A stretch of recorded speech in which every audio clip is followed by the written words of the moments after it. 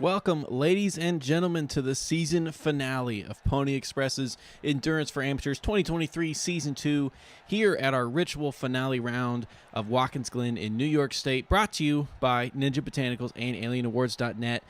We bring to you the final 100-minute race of LMP2 cars and GT3 cars before the LMP2s are sunsetted for LMP3s in just a few weeks for the next season, and we have one of the tightest championship battles in league history in this LMP2 class tonight.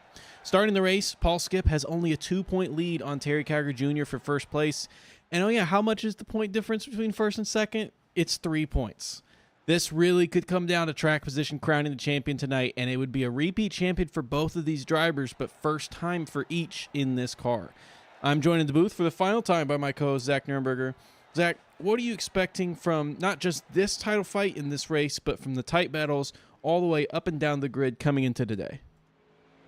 Yeah, it's going to be a lot of really good, close racing. I think tire wear traditionally is always really, really bad here, and as we've seen with the latest updates, it's only gotten worse, so that will definitely bring some strategy into it. And of course, everybody knows it. Some people love it, some people hate it, but the good old-fashioned buzz stop. I think we're going to see the camera cut there a couple times tonight, and it'll make or break a lot of these drivers' races. So Watkins Glen, awesome track. Like you said, it's our ritual finale, and everyone's going to have to bring their A game tonight.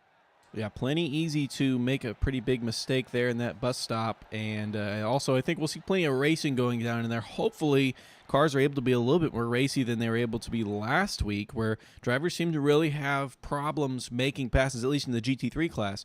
Really seem to have problems making passes. Now, I will say, we'll see how it goes in practice, or goes in qualifying, but a conclusion that seemed to come from practice was that the Mercedes was particularly weak here at this track. So it's been a decent car throughout this season, but it looked to be the odd one out in the drivers that were using it so far today. So we'll see how that plays out in this qualifying session. Yeah, really interesting to see what these guys bring to the track here as we get up for qualifying. I know a lot of these guys do a lot of research, so interesting, like you're saying, that the Mercedes seems to be a little bit weaker, which is really weird, but hopefully that will not hinder the racing at all. We do have one of the largest fields that we've had in a bit here for the LMP2 class, 9 cars. So that makes it even more of a headache for those two guys at the top, Skip and Carger Jr. They probably can't afford to make very many mistakes. With some other guys on their heels, I mean, in practice, fastest time setter was Nick Terrell. It's Paul Boyle there, first LMP2 to put a time on the board. He actually was splitting Terry and Paul Skip in practice, so that'll be interesting to follow as well as he qualifies ahead of Paul Skip so far, with Terry on top of Nick as those two put in their times. Plenty putting in some purple sectors, and that will put him provisional pole position as the GTDs start to cross the line. Yeah, Paletti had the fastest time in practice as well on red-hot tear right now, starting from the middle of this season, looking to close it out and claim that championship. Has that capability, has a 16-point lead, and doesn't need to do a ton to come away with the championship today, but still can't have a horrible race and crash out. But if he just brings home some respectable points, he'll be a good shot for the championship, as Tony Watson there actually usurps him for the temporary pole position so far with 143.8. Yeah, good job for Tony Watson, the previous season champion there. Off to a really good start here in qualifying, and we'll see where he ends up here at the end. The heel there moves his way up to third place. Still just putting in their first laps. Again, like you said, tire wear has been an issue here, so it may not be possible to put in a lot of laps. I mean, there's some corners here that really stress on those tires. As you see on that track map, a lot of long, fast corners, but the fuel management is also one that historically has been a story here, and something that the winners of this race in the past have been able to leverage. Now, the winner last year of this race was Nick Terrell, who needed to win on his way to a championship in the LP2 class over Tyler Langenberg. So we'll see if he can repeat the win here today. But of course, the big story is on that championship battle between Terry Calgary Jr., who's on provisional pole right now, and Paul Skip, who's down in 4th place. Yeah, and interesting you talk about the fuel mileage. We have heard reports that the Audi seems to be guzzling gas a little bit more. Nicholas Paletti's sitting in 2nd position right now behind Tony Watson. And that's definitely going to affect the strategy of some of these drivers out here. And we'll see if it happens again today. We did see some of those guys pitting a little bit earlier. And therefore forcing them to take a little bit of extra fuel on that last stop. Rick McDonald there had a bit of a grab bag of a lap. Had some greens, had some yellows, had a purple in there in the middle, putting his way up there into 3rd, just 3/10 off Tony Watson. Christopher Craig moves his way up a spot to 8th place. Garcia Vigil looks like he's on a storm of a lap right now as he comes around the final corner.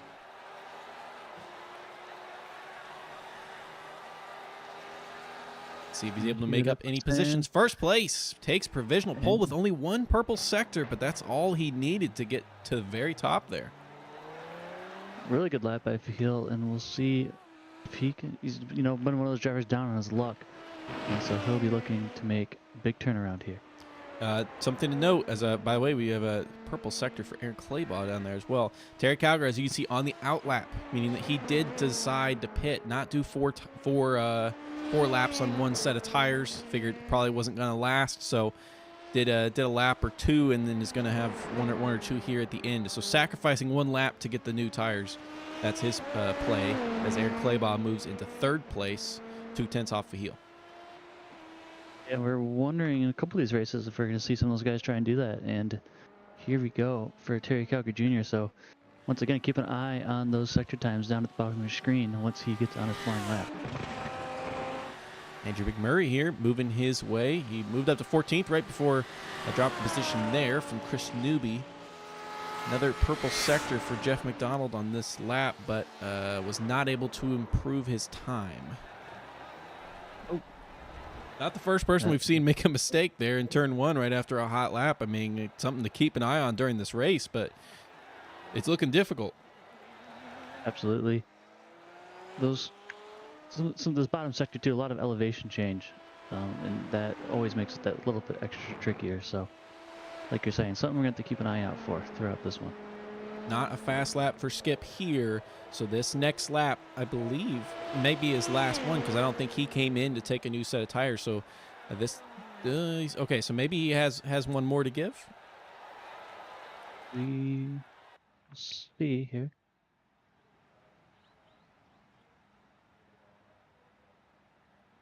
And actually, even more interesting, Terry Calgary Jr. is the only driver to have pit. Now, of course, drivers can tow to the pits immediately, but he's the only one who's actually driven into the pit lane. So that was definitely the strategy from the start, as it was a very deliberate decision. And of course, the benefit that he gets from that, as opposed to towing, is that he can keep the brakes warm, and you don't have to heat up the brakes. Which in the LMP2, a car like that, where you've got the anti-lock brakes, that's a big deal.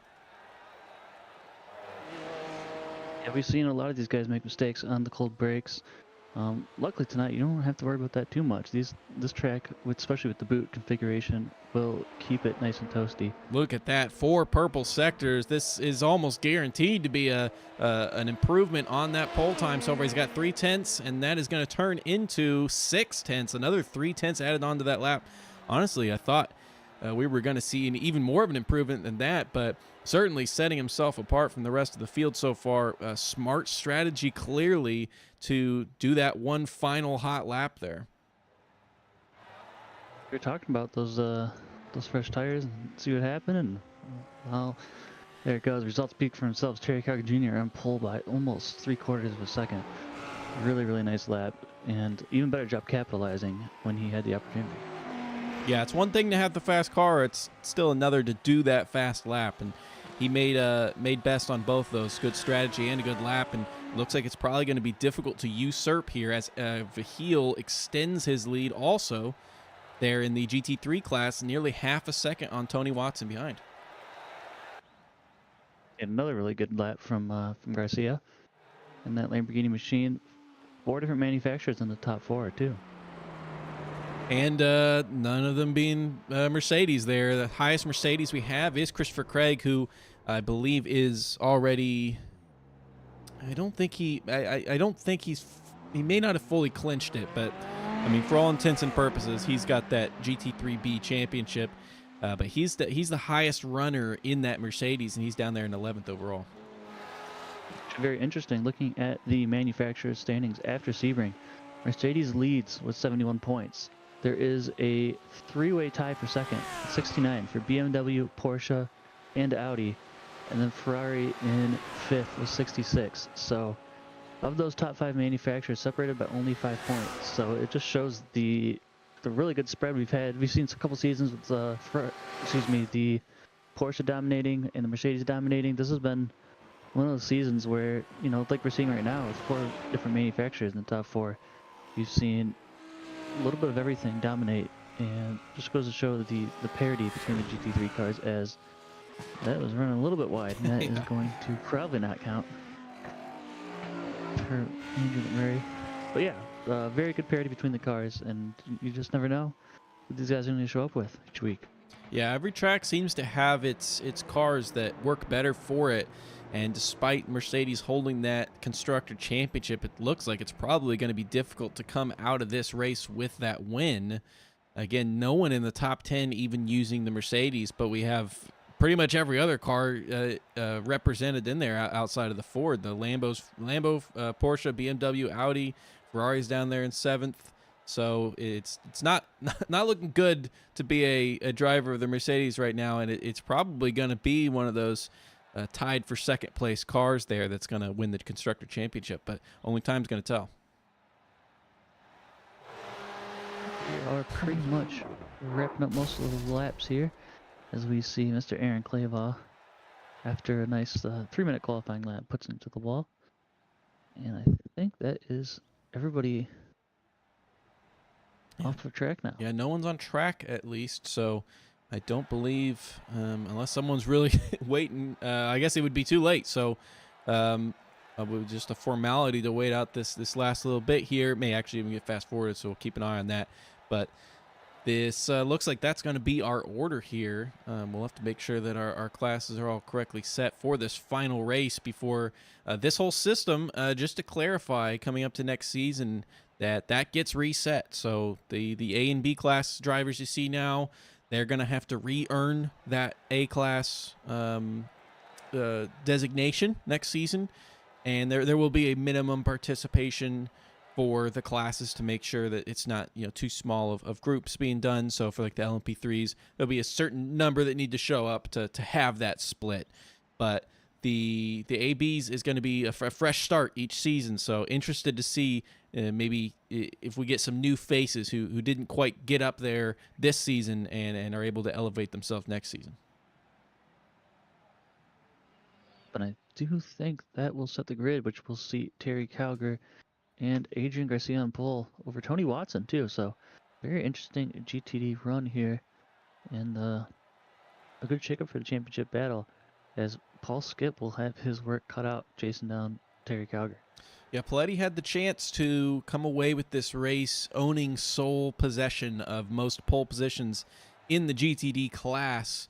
He had 3 coming into this race, with Vahil and McDonald behind, both having 2, but Vahil has now tied his count, both of them at 3, and seeing if he can try to grab a win in this race as well. Paletti has 3, Bell and McDonald both with 2. I did fail to specify also that Paul Skip, coming into this race for the LMP2s, has 5 wins.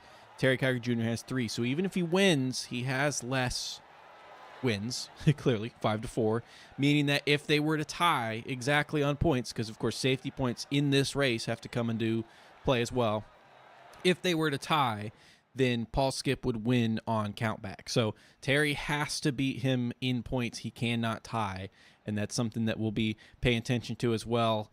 Safety points, as always, is going to be key in this race, but right now he's got a good advantage of 3 positions. Yeah, we'll definitely have to keep an eye out, especially turn 1. Also just running it wide through the sweeping right-hander into the boot. A couple of those spots where, you know, you're not gonna wreck the car or anything, but it's really easy to push just that little bit too far in some of these corners, and that could be it. Absolutely. We will double check our results, verify them, make sure our classes are right. We will be back with you in just a few minutes.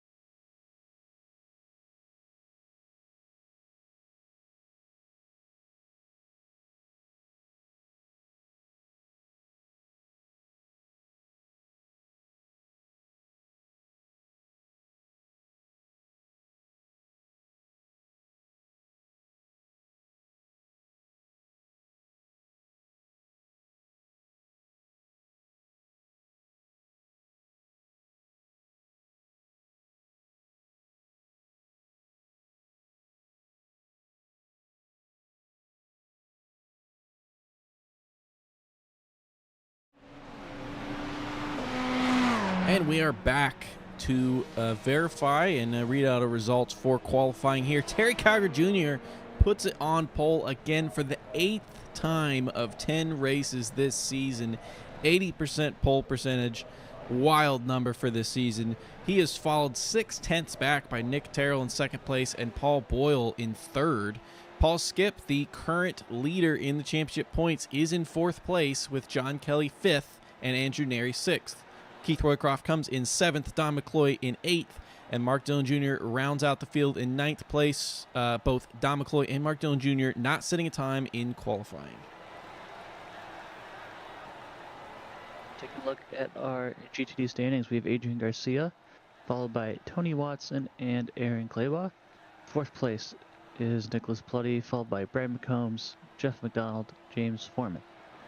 8th, the leader for the B class of GTD is Kevin Berquist. 9th, Christopher Newby, followed up by Andrew McMurray and Christopher Craig. And 12th is Christopher Bell. 13th, Daniel Real. Then Ryan Jeevan, Rick Hughes, Todd Bess, Anthony Barrett, and Leonardo Elijah.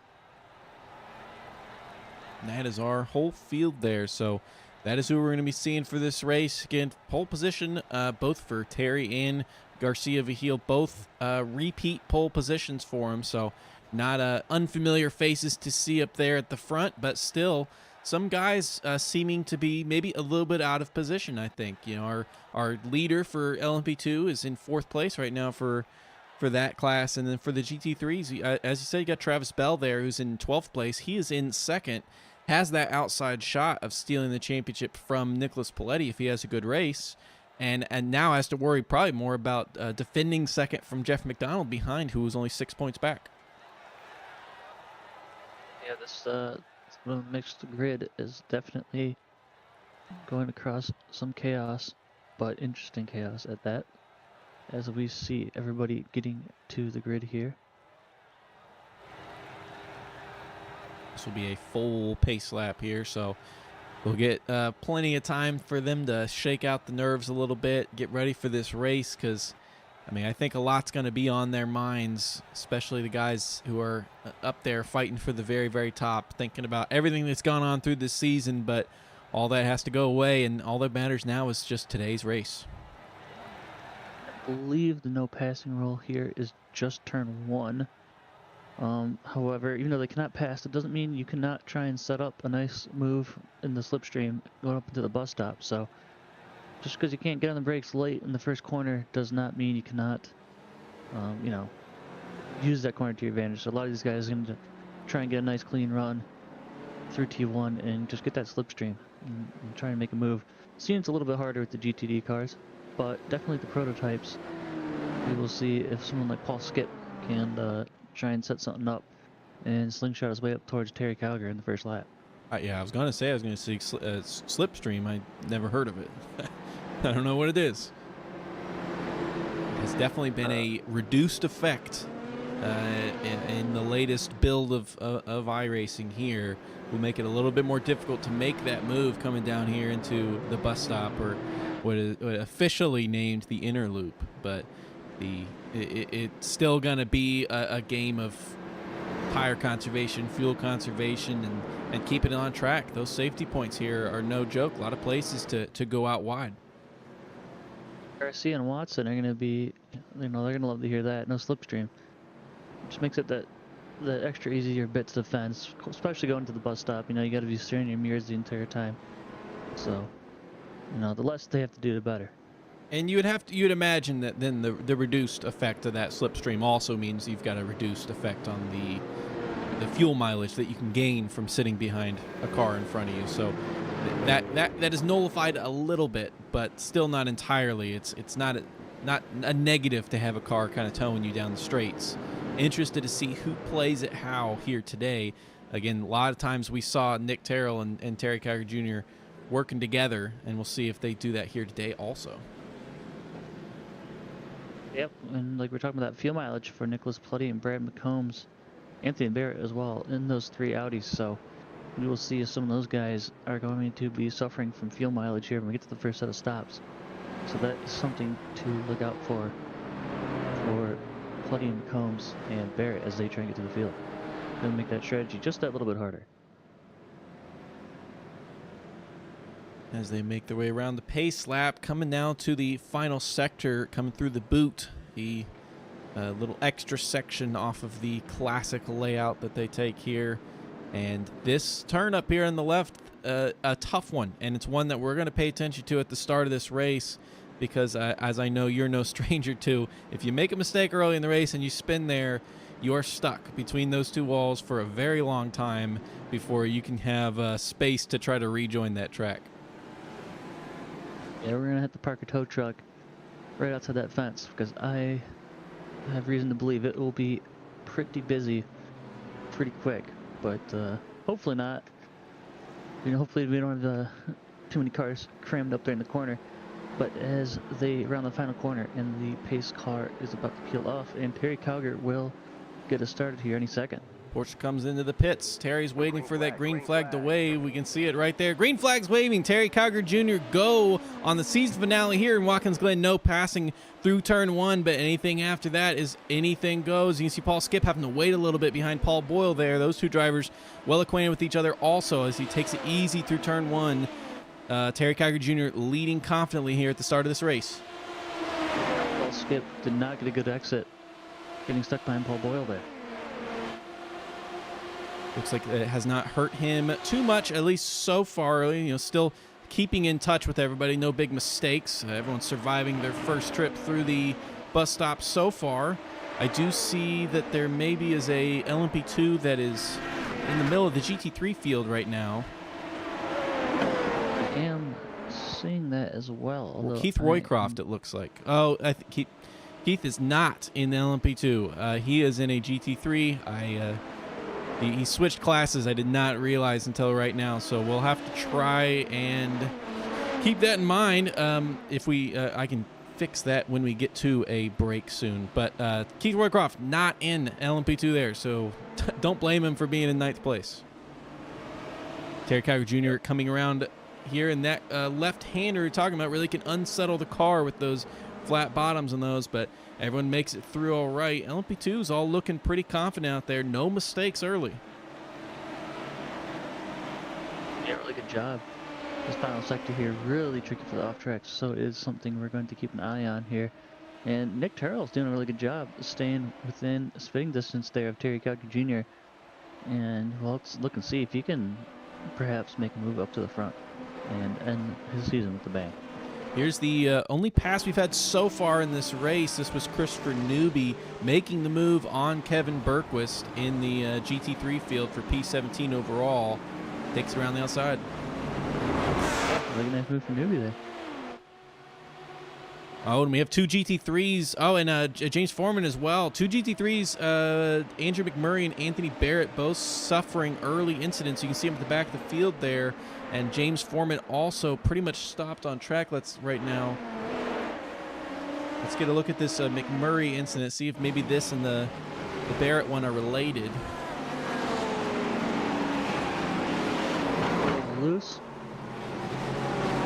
Oh, just ran the exit curve too.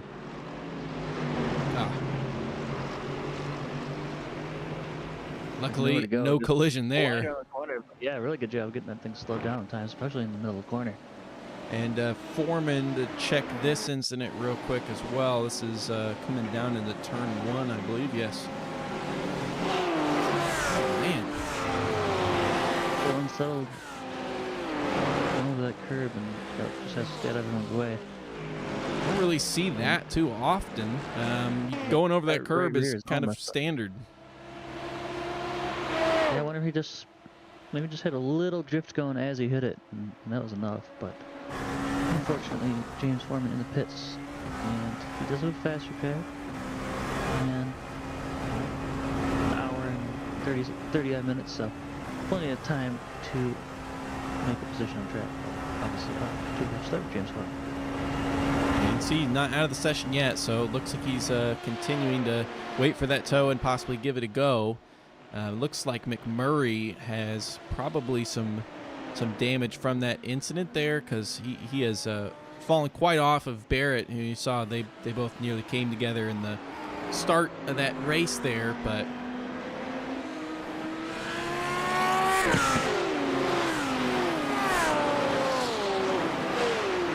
see here, Brad McCombs is chasing down. That is Keith Roycroft in front, the GT3 of Keith Roycroft, and he's trying to make that position on him there as Tony Watson. Oh no! Whoa! Right there in the camera, Tony Watson was sideways. Big collision with Keith Roycroft. Let us look at that again, see what caused the start of that. But Brad McCombs to get around that too. Yeah, absolutely. Very good accident avoidance. Tony coming through the bus stop. You said that the bus stop was going to claim a couple lives. Huge collision. Already had massive damage. Nothing Keith could do to avoid that. Wheel even coming off on that car there. Let's see if everyone makes it out of the way. I don't even think he knows he's missing a wheel yet. Bloody must have got scared of his life there. Oh, yeah, he's this close. A lot of good avoidance there by the drivers. Looks like no one else was majorly affected.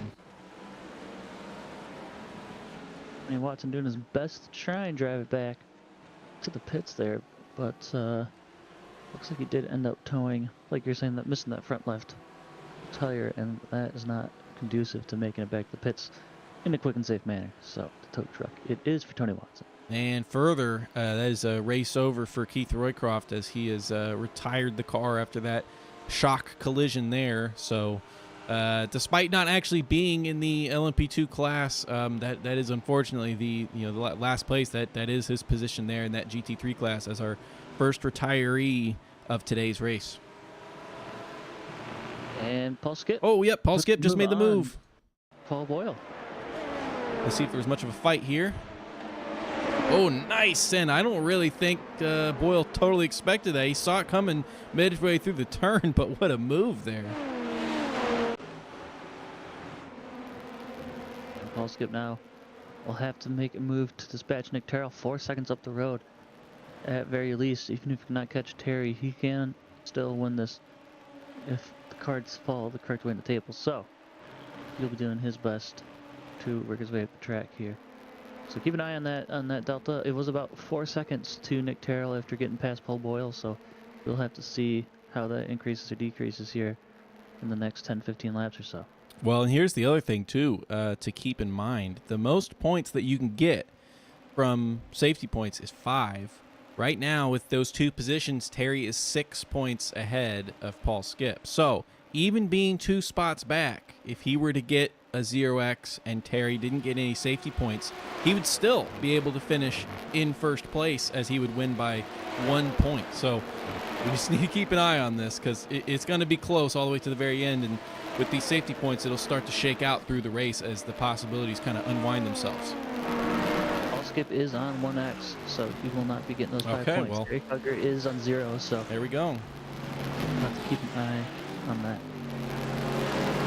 Hughes, one of our drivers early to have made up 4 spots, as well as Travis Bell, Dane Real, and Leonardo Elijah. Right now, though, having to defend his position from Ryan Jeevan in that Porsche behind.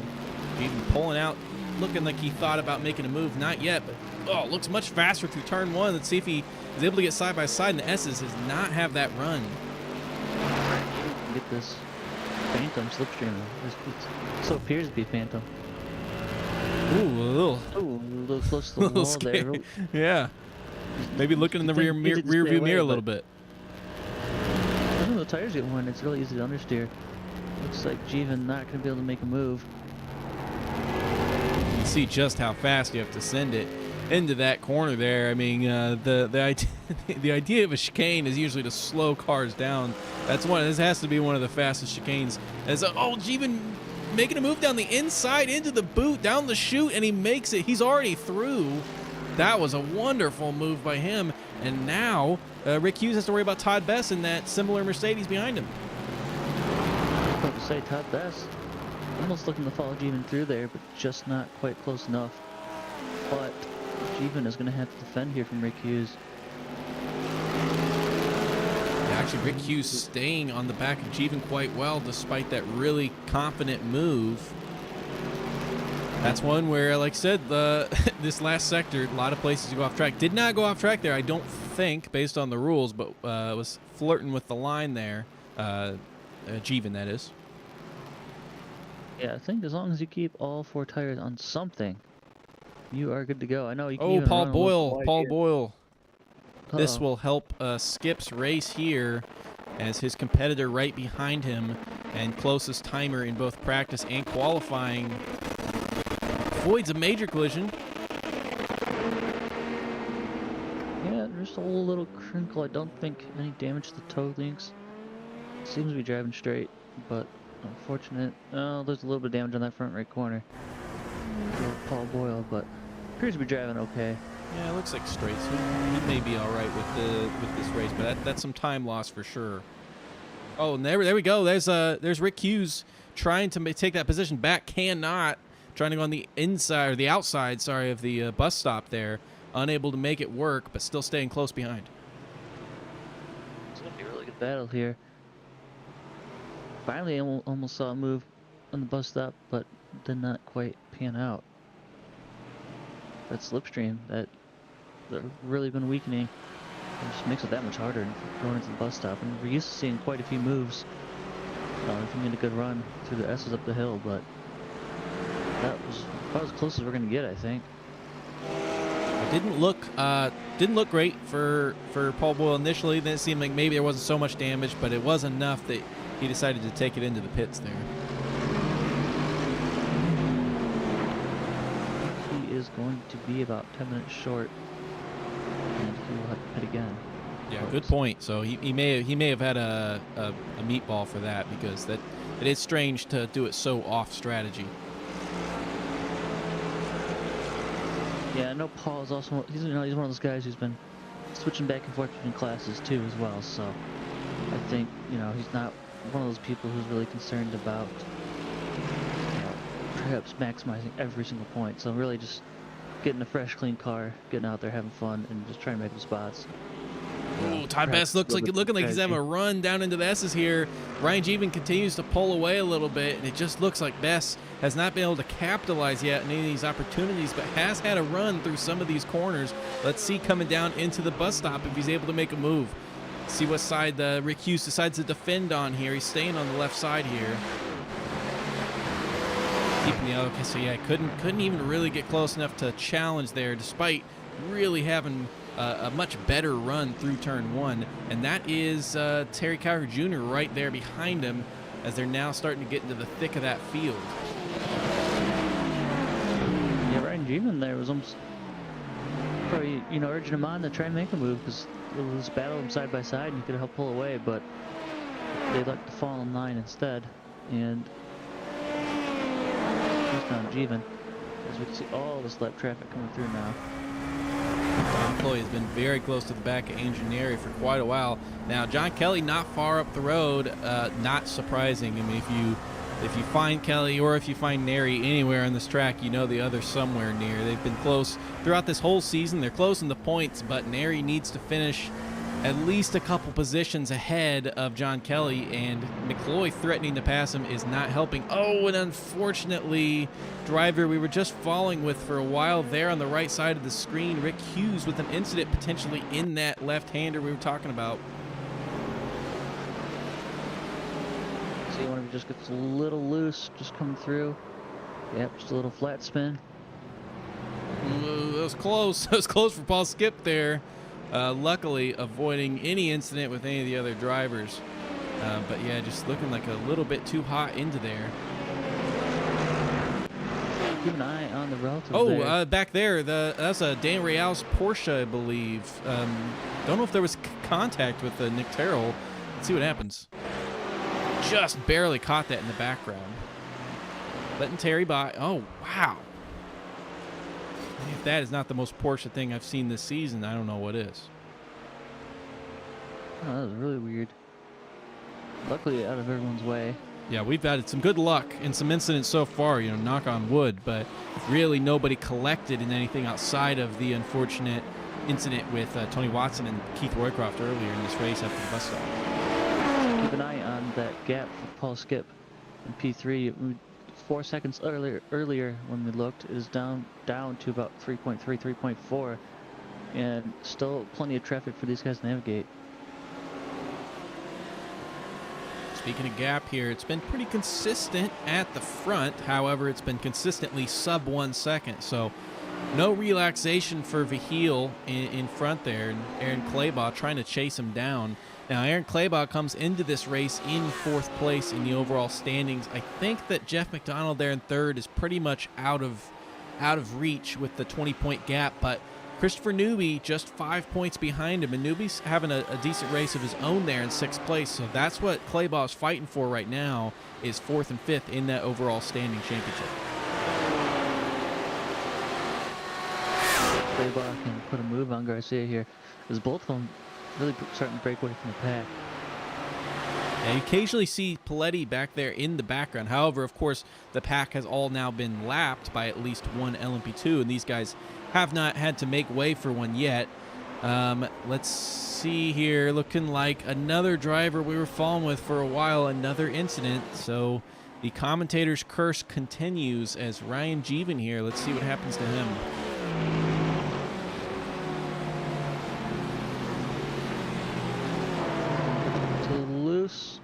I have to think something happened before that. Yeah, because I was like, how was Rick Hughes there? We saw Rick Hughes have the incident. Here was what happened a little bit before that for Ryan Jeevan that potentially gave him some hot tires.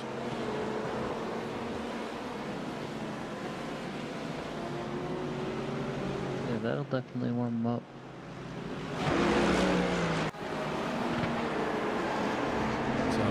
Bad news potentially for Aaron Claybaugh just because the camera's on him. But the commentator's curse, it had a little bit of a break for the last few weeks, I think, but has definitely returned in strength so far, just 15 minutes into this race. And that's Paul Skip there making his way through some traffic through second place. Now only has one more car to go before he really has that clean air again. However, really what we've seen on the season is that Skip has excelled with the dirty air. That was 2 really bad time passes for Paul Skip, though. Right in the final corner and then right in turn number 1. And that about 3.3, 3.4 second gap for Paul Skip's now turned into about 5 seconds in just 2 corners. And Vahil, of course, he's first place right now, and he's not gonna just go out to the side. Come on by, go on through. I'll let you by. Of course, he's trying to win this race, and Skip is well aware of that. That's why we didn't really see him come together there. Brad McCombs making a pit stop. I don't know if there was any damage involved with that. That seems pretty early. I mean, at the very least, it's risky, even if it's on schedule. Yeah, interesting. I wonder if there was something maybe we didn't see. But he is in and out quickly, so perhaps Brad McCombs will see if that's a strategy blunder or if that will just get him out of traffic and end up just kind of reversing the pit schedule a little bit there for Brad, but I guess we'll have to wait and see. John Kelly looking like he had a little bit of difficulty getting through a couple of those cars there, and that gap between Kelly and Neri had dropped to sub 1 second, has grown just outside of that again, and Don McCloy a little bit delayed there, and so dropping back from Neri a bit, but certainly all 3 of these LMP2 guys here very evenly matched, and barring any big incidents, I think we'll probably see these 3 here vying for these positions late into the race. See if Claybaugh can really do anything to get past Garcia. But Garcia defending really well to the bus stop and going up the hill here. Perhaps you have to make a move, and either on a strategy or try and time something with traffic here. But we'll see if Claybaugh has anything up his sleeve in the pit wall. Last lap was last lap was the first lap that Claybaugh actually made ground after 5 straight laps of losing a little bit per lap, and he looks mega close right now, just for a hair there in the bus stop with sub 3/10 again, looking really strong. Both these cars running well. Doesn't really have a run to make the move into the chute, but trying to force mistakes certainly for Adrian in front. And maybe Aaron just doing a little bit of fuel saving. Saving tires, saving fuel for a big push to get past. We'll have to see. Like you're saying with that, reduced slipstream, we have to assume that all those kind of fuel saving effects and stuff are a little bit more limited too. But I wonder if Aaron maybe just kind of buying some time sitting behind him here. Maybe not as eager to get past as we think. I will say we have some tight battles here on the track, but I'm actually surprised at the field spread so far, given the familiarity of this circuit and a pretty decent driver count as well. A little bit surprising actually to see a lot of these gaps be 3, 4, 8 seconds wide. Yeah, a few of those instances too, kind of coming in some unfortunate spots, really breaking up the pack, but still a good few battles here.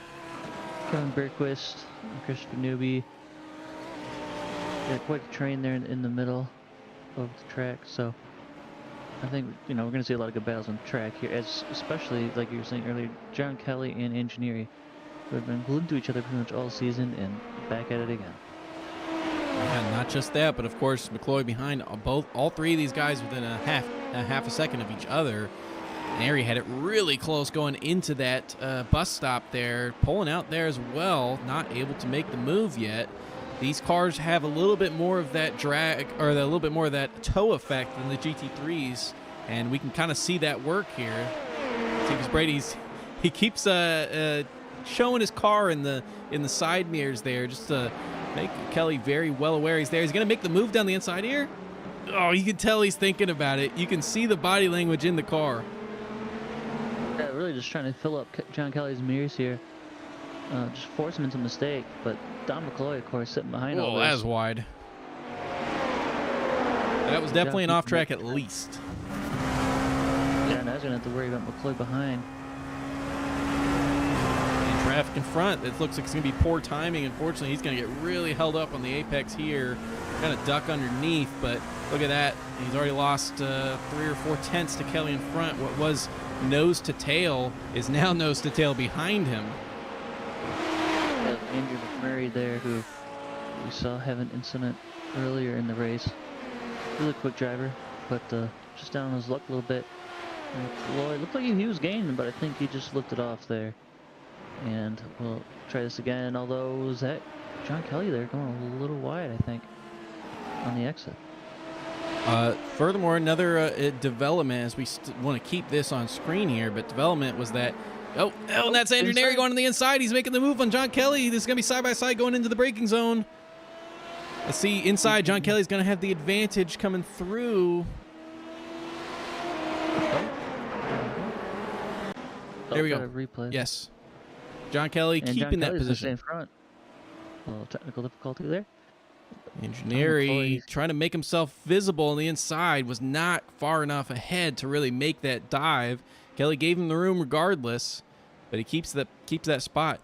On that previous lap, Aaron Claybaugh set fastest lap for the GT3 field as a whole, putting in purple. Still not able to make that pass on Vahil, but keeping it sub half a second still. As an engineer, got to look to make a move to the pits here.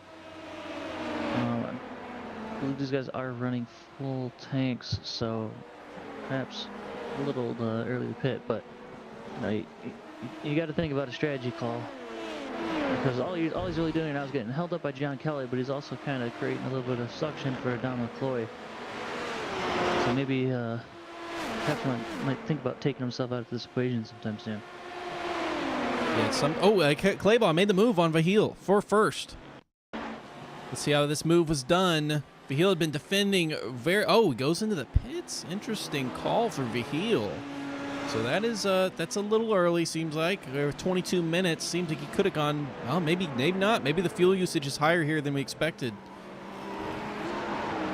Let's see, he was in the Lamborghini. We know about the Audi potentially having some fuel. McDonald, Doobie, Bell, all those guys. Yeah. Would have thought that they'd go a little bit longer. A little bit better. Very interesting, of course. Almost everybody down the order. I wonder if Barrett and McCombs will stay out. Some McCombs picked the earlier pit stop. Barrett is in. So perhaps Palutti able to save that little bit. In the Audi, he was talking about the fuel mileage not being as good, but he's making it work regardless. On that talk though, you're talking about what Neri should do. I mean, it would be out of the ordinary, but he's in the strategy with that full fuel tank. The short stop of the LMP2s is only 10 minutes. I mean, once we get 10 minutes into this race, you could decide that first stint's your short one.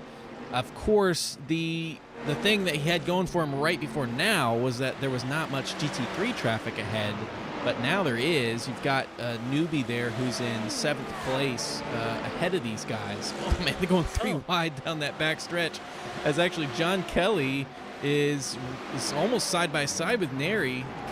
Neri takes the position there actually. And John Kelly got stuck behind newbie, and Neri's able to pull out and box him in.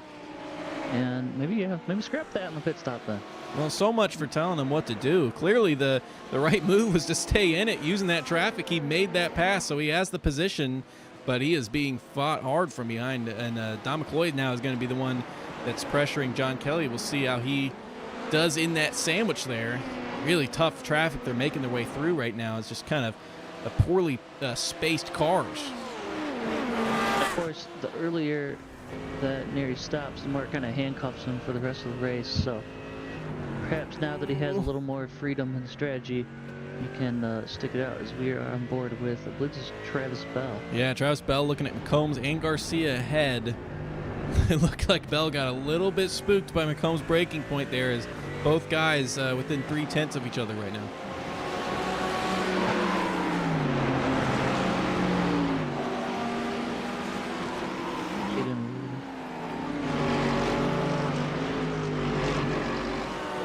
gal is in the pits after incident here. Let's check what this was.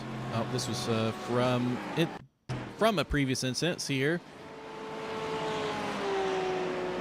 It's coming around the outer loop, and it's not the track for this car, I don't think, unfortunately.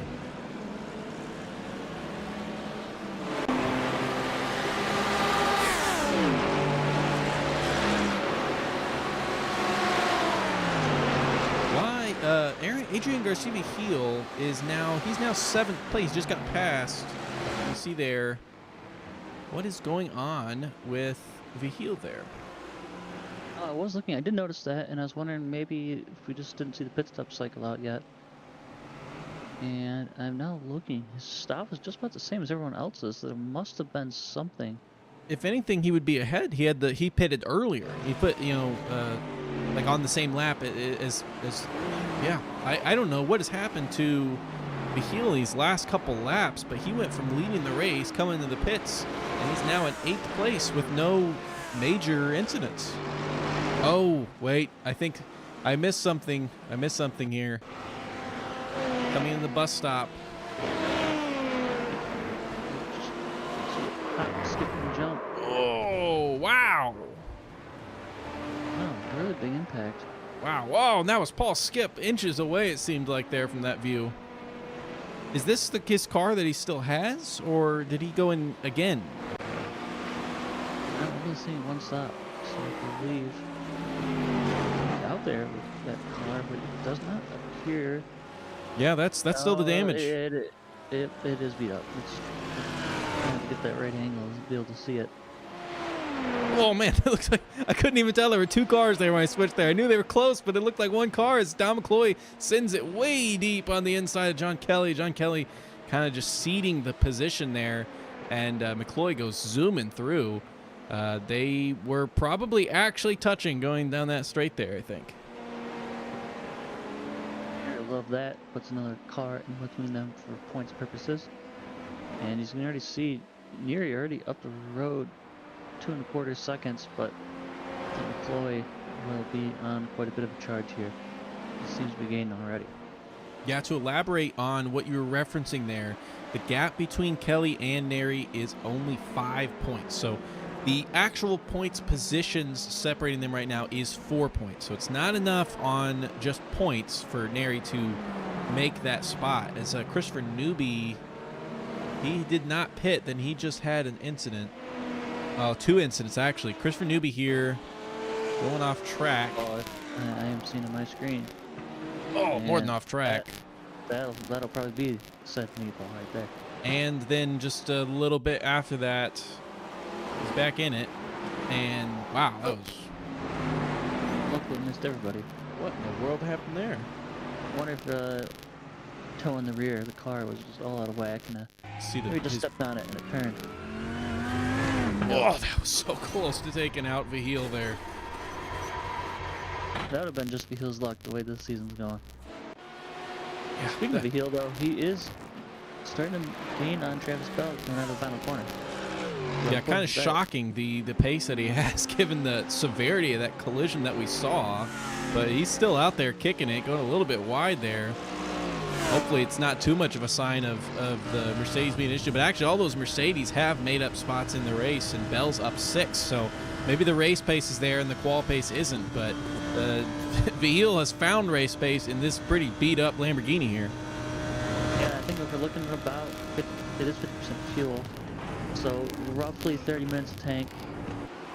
And these guys are about 10 minutes away from hitting that 40-minute mark, which means they could do 2 30-minute stops at the end. So hopefully if you feel, keep this pace up relatively quick, maybe just get that short stop in the middle of the stint and take those 2 tanks to the end, of course.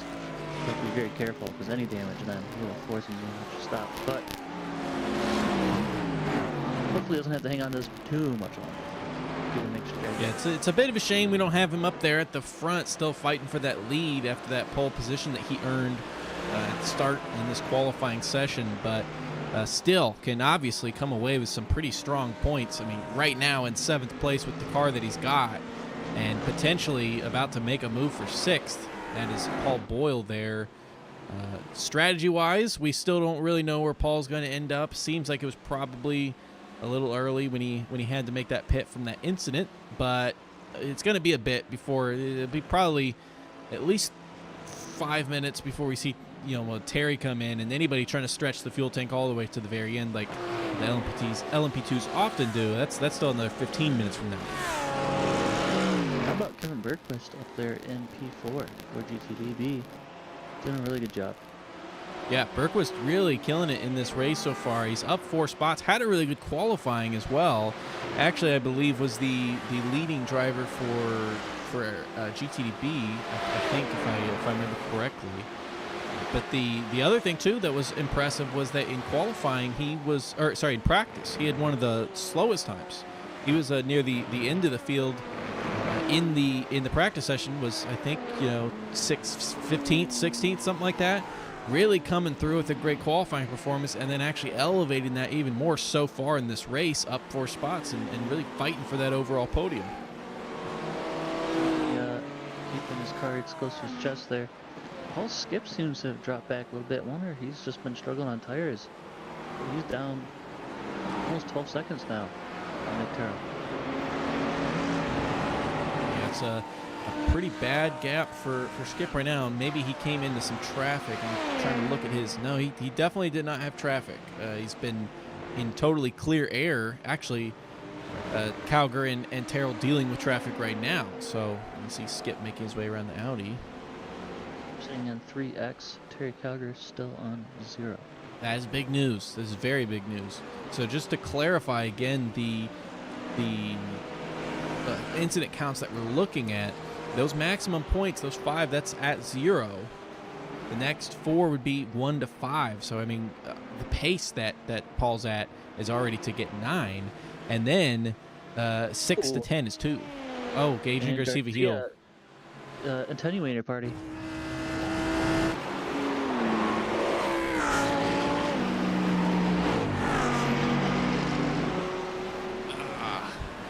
Oh, wow. Oh, man. Into the attenuator. And that, ladies and gentlemen, is why they're there. I gotta see this in the cockpit view here. See how scary this is. Fortunately, that beat up car just a little, you can see it just wasn't turning on him. Ugh. It unglue itself. Either way, that is Garcia putting that car in the hauler. Yeah, don't blame him. He did a fantastic job really wheeling that car around the track in difficult conditions, and unfortunately maybe just pushing it a little bit too hard, and you can't tell a racer to go slow. You know what? I mean, that was pretty much his only option too at that point. Given the damage that he had, was just trying to push it as hard as he could and see where he ended up, and unfortunately Leonardo Elijah here qualified in last place and is up 8 spots now. For a second there was sub 1 second to Rick Hughes in front, still trying to chase him down, but another driver who's doing really well after since the end of qualifying. Another AMG machine who, as you can see there, starting here with the order 6, 7, 8, 9, and 10, all part of the Mercedes gang. So those guys are slowly but surely, maybe not the fastest car, but you see all those spots. There's 6, 4, 8, 8, 8, I believe. My screen's a little fuzzy here, but all those Mercedes working their way up the field. I'm seeing the last lap times there. Now Todd Bess had a bit of a outlier there, I think, but a lot of the Mercedes there looking still pretty competitive with the rest of the field. However, you can see those top 3 have really set themselves apart. Only 3 that were in the 44s in the last lap. As Brad McCombs there just made the move on Kevin Bergquist. Thinking we might have a situation here where the GTD-B drivers might actually outscore the A driver today. Yeah, there's no one other than that incident we saw early with Barrett and McMurray, who they've both stayed in the race and seemed to have not experienced any worse issues. None of the B drivers have really had any big incidents. But let's see this move McCombs made on Bergquist here. Wow, coming right this early in the straight. Must have had a really good run through turn 1. And Bergquist just letting them Just sneak on by there. No need to fight and lose time. Right here, right behind these guys, Nick Terrell has closed the gap to the closest it's been in quite a while here for the lead in LMP2. Now, the gloves are off. I mean, Nick Terrell, I guarantee he doesn't care about the championship gap. I'm not saying he's gonna, he's gonna race Terry extra hard or anything, but he's not gonna say, "Oh, you have first place. That's all right." He wants first place. It's a race. Everyone wants to win. As they both come into the pits there, getting close to having a collision. To the pit. And also keep in mind too, Brandon McCombs making that move, and Kevin Berkowitz may have to pit one extra time though, so be cognizant of that. You might have to see Brandon McCombs pull a fast one. As Nick Terrell looks like he's pump drafting even at the pit lane. Can't even fit a piece of paper between those front bumpers, but we'll see if Nick can make a nice clean stop and get in and out, and perhaps make the jump. Yeah, luckily ordered that way. Doctor's gonna order 4 tires for both these guys. See who dares drops the car off the jacks first. Paul Skip then right behind them pulls into the stop. Obviously all of them taking tires as the fuel does fill up at the same time as the tires. As Nick Terrell drops first. Both still waiting on that fuel though. Kevin Berkowitz just took that. Oh, and Nick Terrell takes the lead there in the pits. I guarantee that was a calculated thing. He may be a little under-fueled, or at least planning to fuel more later in this race, but if I know Nick, that was a very deliberately set fuel amount. And I'll skip now, just getting out of the pits. As we saw him pulling in behind. And yeah, Nick Terrell putting a good 4-second gap and plenty of clean air in front. So, speaking of Brad McCombs. Yeah, this is how Berkowitz got that position back. Actually, really lucky. That side spin and it just snaps it forwards. That's one of those places that's really hard to back up and get out of there, because you're on the apex, but then you kind of back off, into the middle of the track. There's really nothing you can do. So Brad McCombs getting a little lucky. Gets that thing straightened back out, no damage. And he's going to be right on Christopher Kirk's tail here. Oh, getting close in that braking zone. Yeah, unfortunately for Brad, didn't really lose a ton of time, but lost 3 spots just due to the timing of that incident there. As he had just gained that spot over Kevin Berkowitz and then lost to Berkowitz, Bell, and Craig, but trying to chase back down Craig here, both in the same car. Or, sorry, Craig and Bell in the same car. McCombs there in the alley. Brad McCombs set a lot of pace through Sector 1, so we'll have to see if he can set up another move going through turns 1 and 2. Not quite able to do it this time, but of course has to get those tires cooled back down after that big slide.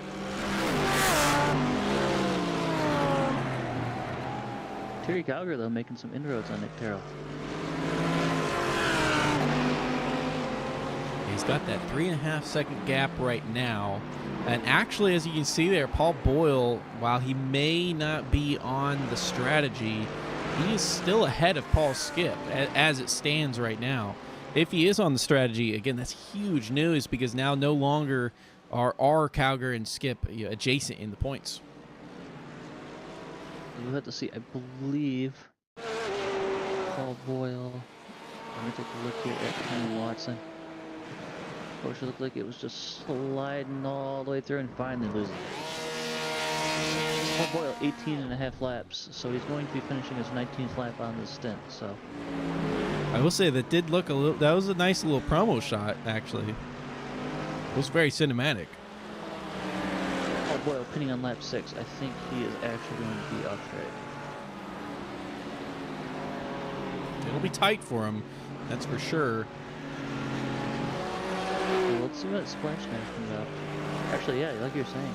I think it actually may be short. It's only, assuming perfect 40-minute stints. It's 20 minutes, but it goes a little bit longer, so it's roughly around 10. You guys doing 1.5 laps. Up to about 9 minutes, so yeah, perhaps Paul Boyle will be able to fuel save. We'll have to see. But can he fuel save and stay ahead of Paul Skip? That's going to be the question as well. Here see was where Boyle Brad ends McCombs up. making that move on Christopher Craig. Christopher Craig making a mistake out of turn one. McCombs narrowly avoiding that collision and already making that move before they got through the S's. So I was saying, Brad McCombs is really fast through 1 and 2. And proves me right there. A good move by Brad McCombs to make up for lost time after a spin there. So I don't. Let me see if I can figure out what happened. But Andrew Neri is out of this race, right? Or it said just for a second there he was out. Is he having issues with connection or? He's there. Okay. Must have been the graphic incorrectly displaying there. But he is behind McCloy and Kelly. So he must have had a slow stop because he was ahead of both those guys comfortably as McCoy just made that move. It's showing me on my scoring timing his last lap was 2 minutes 23 seconds. Oh, wow.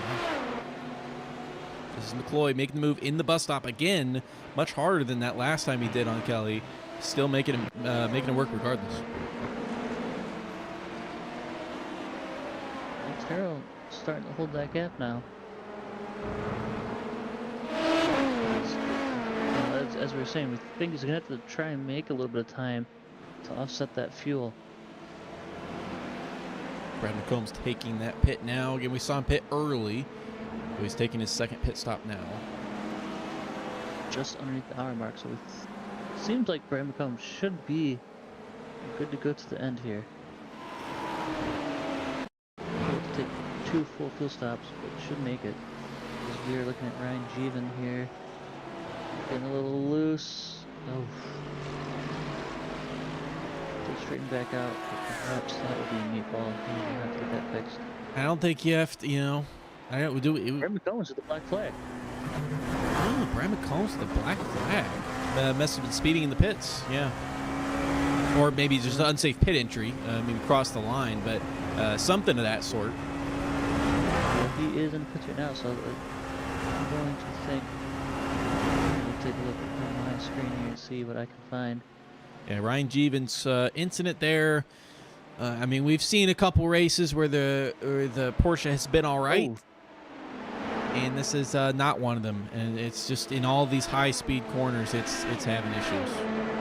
Well, speed limit of about 39 miles per hour. Brad McCombs' car crossing the cone at about 61. So he might not even have a speeding. He may have an excessive speeding. Those are 2 different penalties. There are speeding and excessive speeding. Brad McCombs perhaps with the excessive speeding penalty, and he's actually going to disconnect. So I think he probably got the big one. Yeah, he must have gotten a nice talking to from the stewards. Getting the KPH and MPH maybe swapped a little bit in the head. Yep, and very unfortunate for Brad McCombs as the night comes to an end. Really interested to see, how much he can make up, but it is not to be for Brad. Speaking of making up, Travis Bell is making inroads here just slowly on Kevin Berquist ahead. Although actually this doesn't look so slow. It looks like he may be able to make a move around the outer loop here. He's going to have to stay behind. He has been slowly catching up, but just in this little first half of the lap, he's caught up quite a bit. He's already going to make the move on Kevin Berquist. He's got it going down to the chute. Kevin Berquist giving him that spot. What a move already. Kevin Berquist still happy to be first runner in the B class. He's 5th overall. He's got Christopher Craig, his main championship competitor there, a couple seconds down the road behind him. Behind is Nick Terrell. He's going to catch these guys in a reasonably good spot. And you can see Terry there might catch him in a little bit worse. Yeah, this is going to be mid-corner. He gets him on the chute, yeah. And he's still going to have... Berquist is still going to be held up by by Bell, excuse me.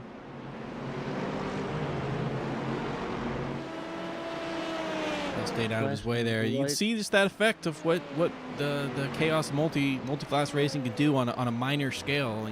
A micro scale there. That's a second and a half loss there. As Andrew Neri makes the move on John Kelly, and both cars crash. We may have just seen them come together for the umpteenth time on this season. Oh, Kelly losing it, and Neri absolutely nothing he could do to avoid. That is it Leonardo, Elijah, and Todd Best, I think, squeaking through on the right-hand side of that. I got in the grass. Oh, this is It looks like he's impossible. going to the right. Snaps back to the other side. Engineer, all he can do is close his eyes and steer to one side and open them back up, see what happened. And His car's not driving all that awful. Now, you saw back behind, it looked like Kelly's was in much worse shape. might just go with that. Neri, this is his car here, and he has gone by the pits and has not come in. And he's driving okay. Meanwhile, John Kelly here struggling to even get to pit road, and he may not make it, actually. It's not driving straight, and he's got some incident points that he's going to have from that collision there, of course, from going off track there, and he just needs to get that fast repair as soon as possible. Yep, I am seeing a meatball, so that is fast repair. Not that we were surprised about that, but it is one of those off the board. Terrell catching traffic in just the wrong spot in that second to last corner. Yeah, that gap now sub 2 stop. I was trying to time it. As I said, it didn't quite get to that sub 2 second mark, but hovering right around that right now as they're coming down the main stretch into turn 1. Into the pits finally. Get that car all patched up. Some duct tape and get that thing back out there. Or perhaps maybe his car's damaged enough. Try and get a little bit of an undercut on him, but I don't think he's going to stop him anyways. So. You know, Kevin Berquist here, he did really, kind of give that position to Bell, but has shown that he's had just the same pace that Bell's had. I mean, he probably could have defended that if he really wanted to. All the points count, and he's certainly sticking with Bell ahead. Really good job. Wonder just, maybe just feel saving that little bit extra. Getting the stop from Christopher Craig, although Christopher Craig is sneaking up on these guys at top best 36 seconds behind Christopher Craig, so that is all Bergquist is really worried about, is right behind. But like you're saying, probably could have defended that a little bit harder. Sometimes you see these guys catching up to you really quick and you think it's maybe just easier to let them go by, let them tell you ahead, and then as soon as they get ahead of you, next thing you know, you're faster than them. So you gotta be careful of how generous you can be sometimes. But I don't think Bergquist is quite getting held up here by Travis Bell, so I wonder if they can just work together here to pull that gap against Mr. Christopher Craig. What is it? Did you mention it and I didn't catch? What is it that happened to Paul Skip? Because he has 2 stops on the race, and that's too early to do 2 stops normally. I don't have any big incidents with him. I will take a look and see. There were on his lap 27, which we're now in 31. So 4 laps ago, drivers were passing him as he was in the pits. We'll need to figure that out as Paul Boyle is in the pit lane now. However, that should be on strategy. So yeah, it looks like Paul Boyle is too early because we've still got 52 minutes to go in this race. And he is, looks like he's just going to be maybe just a couple laps short, unfortunately. Looks like he just came in the pits. So I wonder if we just switch up the strategy a little bit. But that's too early. Is it? I think that's too early, right? Because if he pit 4 laps ago, then that's like 55 minutes left in the race. So I'm confused at what's going on with Skip's strategy here. It's strange to have 2 stops so far, unless if that is on strategy. But I mean, maybe I've been surprised. I've been proven wrong in the past for sure. So only at 7X, no drive-through. Perhaps maybe just didn't put enough fuel in the car. Maybe just not paying enough attention. Getting to click a box or increment the fuel values high enough. It'd just be something like that. We see he only had 4 laps on that stint, which is not even enough for what if you were to do your short stint in your second one. Like 4 laps is not enough for that. So I am positively befuddled. He has that spot on Paul Boyle because of the strategy we were just talking about there, but he doesn't have the spot on Don McCloy.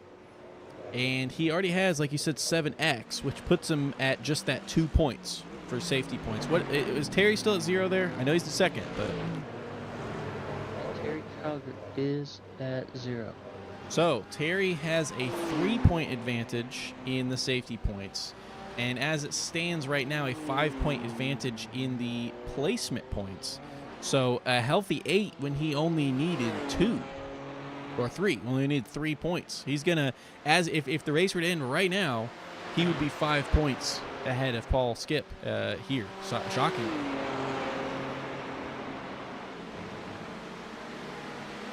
Jeff McDonald, Travis Bell, and Christopher Craig all making their stops, promoting Kevin Bergquist up to P3 for now. We are with Leonardo Elijah, as that is Todd Best there on the left-hand side of the screen, queuing in for his stop as well, and hearing the record. Well, staying close with him, and Best going into the pits there, so back to being lonely on the track here.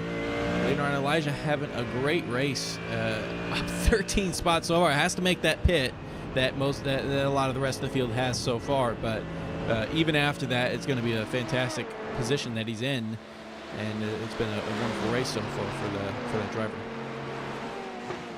Not without its thrills there. I think we've seen Leonardo Elijah dodging a couple wrecks here on the replay screen so far, but you know, that's all part of racing, keeping it nice and clean. And Elijah's done a really good job of that, being in the right place at the right time.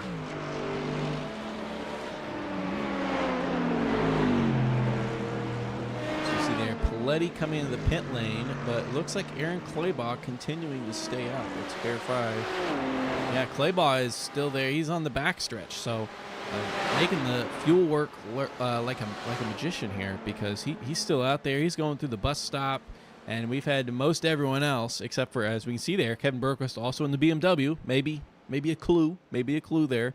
But both those guys stretching it so far. Yeah, I don't think that's anything to do with Paletti's Audi fuel mileage there. I think that is just the fuel magician there of Aaron Claybaugh just making that work. So we've seen him do it time and time before. And he will surely be in next time around, though. Yeah, expect Kevin Bergquist to do so as well then. Again, both on the same strategy there. Claybaugh and Bergquist both on the Beamer. And maybe that was the answer. It certainly looks quick. He's running well today. And see if he can take home the win. Of course, had a couple wins last season in the GTD Pro class. And did quite well, finishing second in the championship. This season, though, does not have any wins. So this would be his first win on the season. Shockingly, doesn't have a pole, but he does have 3 podiums. So looking finally for that top position here at the end of this race in the season finale. I believe Bergquist will be following him as well. All those GT3's cars going by, those are ones he's already actually had the lap on. So none of those passing for position as he comes in for that stop there. So running quite well. We'll see how it pans out when he comes out. His main competitor really being Nicholas Paletti. And Paletti right now exiting the chute.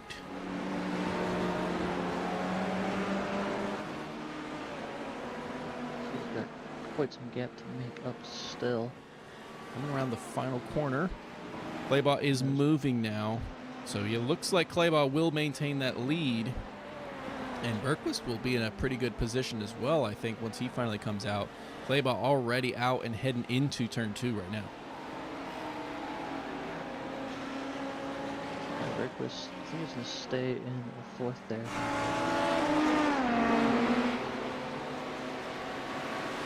So there we go, Elijah coming into the pits. Still needed to make that pit stop.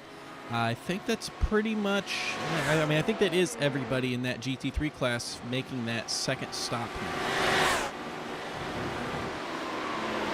I believe McMurray is 12 laps into his stint. So he will have to pit again. Although I think all these guys will have to make one more stop for the splash and dash. McMurray, though, will be interesting to see if he can. So Elijah went 16 laps. McMurray just completed his 13th. So McMurray only has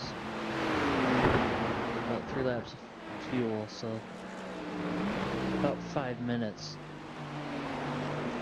So it'll take him to about the 40-minute mark. So Murray not quite able to make it all the way there. Important to notice here that Kevin Bergquist, unfortunately, did not come out in fourth, came out in fifth, and is behind his GT3B rival there in Christopher Craig. A couple seconds back, came out actually just a couple tenths back, in the process of warming his tires back up to temp right now. So Christopher Craig making good use of that undercut. Although, I mean, it may have been a required undercut. He may have needed to come in for fuel regardless, but coming in for that pit stop just a little bit earlier than Kevin Bergquist and making his way through virtually Kevin's car before Kevin comes out of the pits. Stopped about 2 seconds longer than most of these guys, so perhaps having to take a little bit more fuel. So maybe he'll make that back up on Christopher Craig on the next stop, but he'll have to keep himself up on Craig's bumper to make that happen. So very interesting that stop was a little bit longer. I'm seeing 23.4 seconds for Bergquist compared to Craig's 21.5. Yeah, it looks like mine measures it a little bit differently, but virtually the same kind of deal. Where it's certainly a longer stop. So he may have just been able to time that pit stop perfectly, where the tank was just completely empty. Because I don't see anybody in the 23s really, except for some people maybe dealing with some damage. So, and actually look at that there. Travis Bell's pit was a minute too, so he had a penalty. He had probably a speeding penalty coming in, and that's why we have him there in 7th. So he could be even higher than he is right now. That would make sense. 40-second penalty and then a 23-second stop. So perhaps another one of those guys with the longer, a little bit longer stop, but penalty there, not doing him any justice. So not the first one we've seen today. He's going to join Brandon Combs.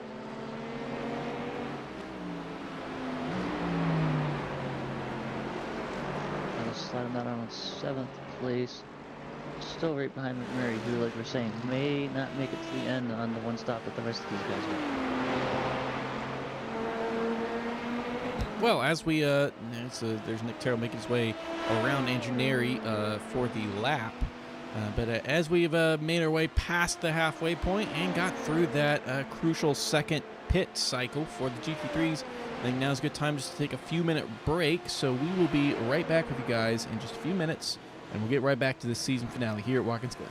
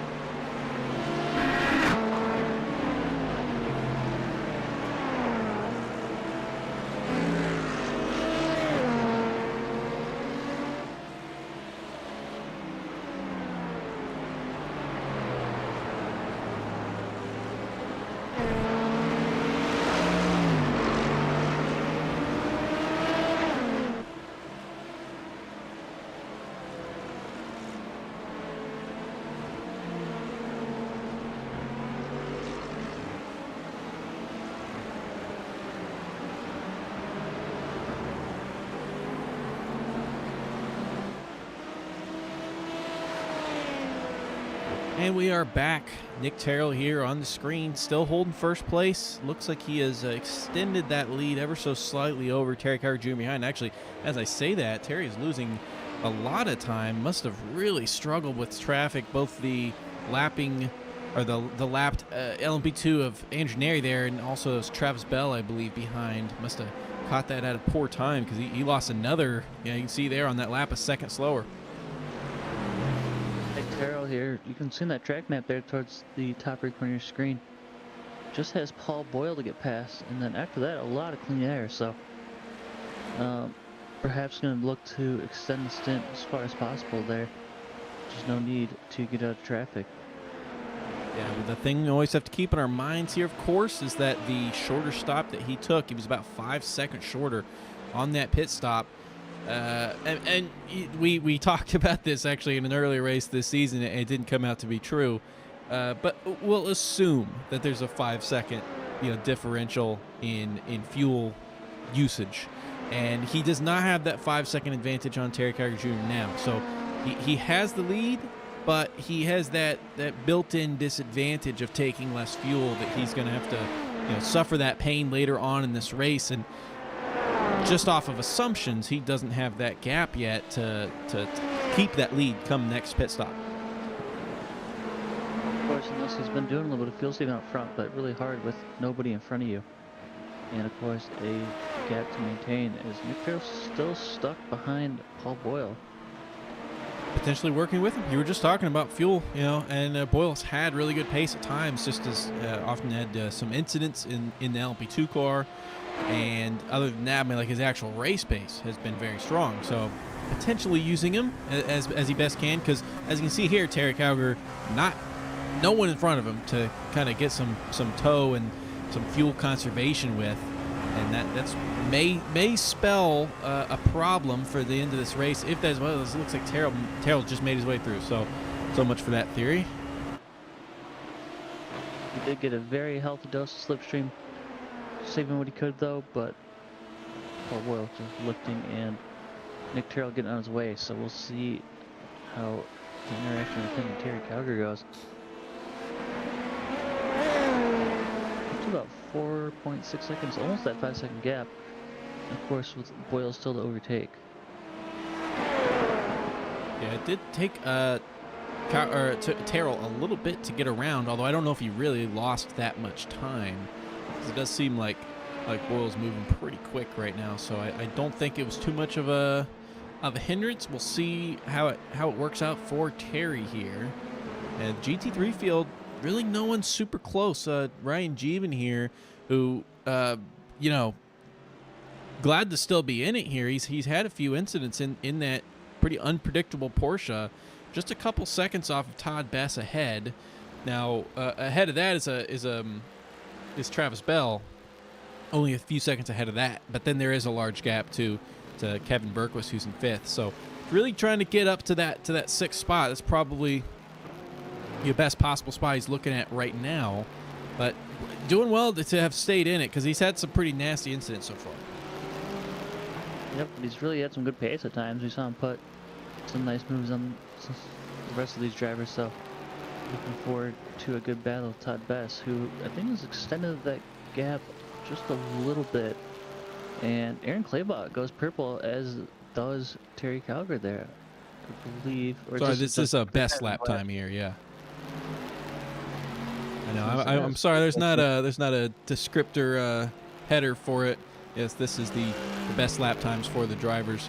But just to prove what you were talking about, Ryan Jeevan quite quick, nearly breaking into those 44s, which has been a pretty top tier and elite set of drivers there. I mean, another person again, Kevin Berquist, near the end of the line in practice, and a 1:44.4. That is a blazing time.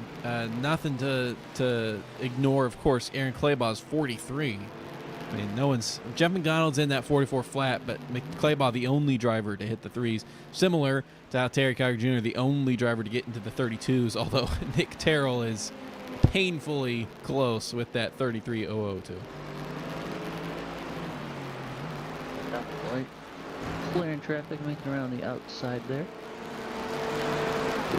And actually, just to looking at this as well, Paul Boyle with a 33.2 is his fastest lap. And Paul Skip is on par with Engineering and Dom McCloy there, more so than Terry, Nick and Boyle. So may just not be his race today. Unfortunately, we still don't really know what happened to that kind of bizarrely early pit stop that he took. It didn't seem like there was any damage involved, but also just some mental math seems out of the strategy. Seems like he can't make it to the end. So we'll see if we're gonna be wrong at the end. But I think something may have happened that just we weren't able to catch. But of course, this is endurance racing, so anything can happen at any time. So, like you're saying, Paul Skip maybe not his best race when he needs it most, but anything can happen to Terrell, anything can happen to Calgary, anything can happen to McCloy. So all he's got to do is just keep that right foot in the gas pedal, keep his head screwed on straight, and I mean, I don't want to say hope for something bad to happen, but you got to put yourself in a position to capitalize if a mistake is made. So Paul Skip just has to do his best to put himself in those kind of spots. Yeah, Terry Calgary Jr. doing quite well. Obviously does not have the lead, but as Nick Terrell now comes into the pits, Calgary may come out of this pit cycle here with the lead. We'll see what happens when we come around here. May already come out, but even if he doesn't, the benefit of what he's been doing today with that 0x, at least last we checked in, having that 0 incidents, I think 5 points when we're looking at Skip here having just 3 absolute maximum for the rest of the race. Already a huge deal. That closes that 2-point gap. He just needs to beat Paul Skip on track, and he has 2 spots on him now. Keep an eye on Nick Terrell as he's making this stuff. Andrew McMurray, who was making his way back up the field after an early incident, is now retired from this race. Yeah. I don't see any incident that caused it. And Ryan Jeevan, another incident, unfortunately. Commonplace that we've seen it in that Porsche, one of a few spots on this track. It's a high-speed corner. It's exactly what we expect. He loses that spot to Elijah, probably going to be coming in for a pit stop here. I imagine he still has a faster pair, but I guess we'll see come this pit stop. Nick Terrell out of the pits, 33.9 is what I'm seeing for his pit stop time, which was longer than his previous stop, and just a bit quicker than Terry's previous stop. So I think if Terry's going to target him around a 30-second pit stop time, we will definitely have a battle in our hands. Yeah. Yeah, just like I said, I think I remember. I can pull it up. I believe that Terry's was a 35 or so. Yeah, I'm seeing 35.8, and I believe Terrell's is around 30.31. This one is about 33.34. So. Yeah, Terrell's was a 30-something, 30-point-something. So 3 seconds slower for that one. But obviously he's not going to be pitting again. This is the end of the. He's not planning on another stop. So he may have saved 2 seconds fuel, which he had He had a 5-second disadvantage, and then had 4.5 seconds on Terry, and then if you take 2 seconds away from that, he could still come out in the lead here. We just need, of course, Terry to come in to really be able to see where that goes. Right now, it does look like it's going to be quite close, but Terrell has a lot of free air in front of him. He actually has lapped Paul Skip, I think. Neary and John Kelly making their stops as well. And as you see Terry Calgary there getting through. I'm actually kind of surprised we haven't had any drive-throughs from incidents yet. It's just so easy, as potentially Paletti got one right there. So easy to go out wide and kind of rack up the off tracks without really being too dangerous of a driver. So I'm especially too with a lot of the loss of controls and collisions that we've seen. McMurray wasn't 17, so perhaps just edging his way closer. Maybe that's why he decided to retire. The highest out on track right now is Ryan Jeevan, only 11. This is the worst. Paul Boyle on 10. Skip Kelly on 7. Travis Bell on 9. So no one too close to that 20x limit. Speaking of 10, Leonardo Elijah here is our biggest gainer of the race so far. He's up 10 spots, 18th, that last place, all the way up to 8th. And he's not just, it's not just that a lot of people crashed out and he's last on track. He's not last on track either. He's ahead of Barrett, Jeevan, and Foreman. Calgary, Nick Terrell, Dom McCloy all on 0, Plutty on 0, and Christopher Craig on 0 too, who is up in 5th for B class. A really good haul for him so far. And Jeff McDonald, they're just nosing it into the wall. Another angle here. Jeff McDonald, absolutely one of the best drivers in the field. Still not immune to what this Porsche does on fast corners.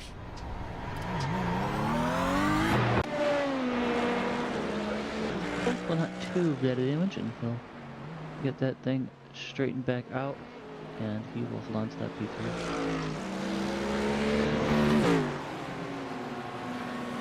Slowly but surely, Paletti catching up a little bit to Claybaugh ahead.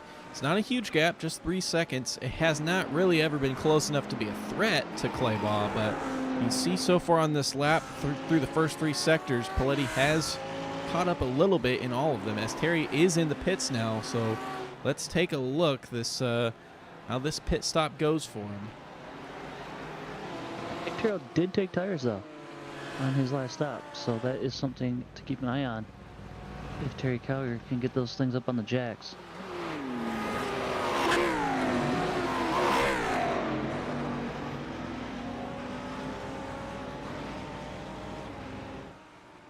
And it looks like his car is up in the air, I believe. Yep, it is. He's taking at least one.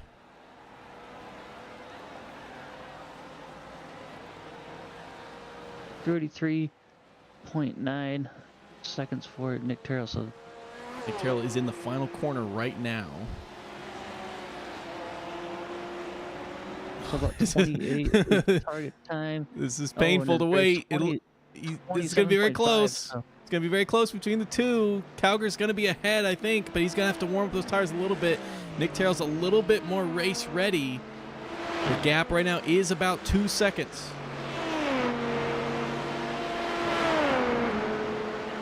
How many, we have no way of seeing how many tires everyone took. So I'm presuming Nick Terrell with enough time to take all 4. Terry likely took all 4 as well, but this is a car on the ground and it was just sitting still, so yeah, that is a little bit of fuel to put in there, but skip there into the pits again. Yeah, so that had to have been some sort of error, mistake, crash that we didn't see. I don't know, but Skip, yeah, coming in the pit, so that's a 3rd pit. But for this Nick Terrell car here, I wish we knew how many tires, because that's the only thing I miss about the previous way of doing the pit stops is that at least based on the pit time, you could just tell how many tires the car had done. But it is a mystery. It is a mystery to us, unfortunately.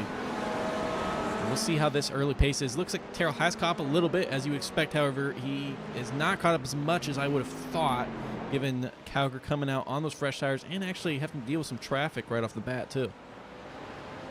Terrell's still in 0X. I would not be surprised if maybe he tried to push the limits. Just the final race of the season. Why not give it a go and try and get past Terry Calgary? But let's see if he can. They did come together last week. It's true. We'll have to see if they use that traffic to his advantage and try to make a move. But yeah, that gap hovering about 1.7 seconds right now. McCloy is in the pits for his stop. He'll probably still come out ahead of Paul Skip, though, which is very crucial for Terry. And Terry's already ahead. If he loses that position to Terrell, he certainly would appreciate the soothing thought of having at least Don McCloy between the two. But I think that even just off the incident points, that he's probably already safe on this race. What is the battle looking like in points for Neary versus Kelly here? Yeah, Kelly and Neary were separated by, coming into this race, 5 points. And one of Neary's drops was a miss, so that one certainly will still be a drop of his. I think that they've both had decent enough drops that this race will not be a drop for either. Could be incorrect on that. Let me right now Kelly's in 7th. Oh, Nick Carroll getting really sideways there. Yeah. Good job hanging on to it. Okay, I stand corrected. This is a little bit more math than I can do, right? Oh, some understeer. That was really close. A little bit more math than I can do mentally here. If Kelly finishes in 7th here, that is his worst finish of the season. It would be one of his drop weeks. He would then at least gain back 4 more points. I think Kelly will be all right, given that Neri's just in 6th place.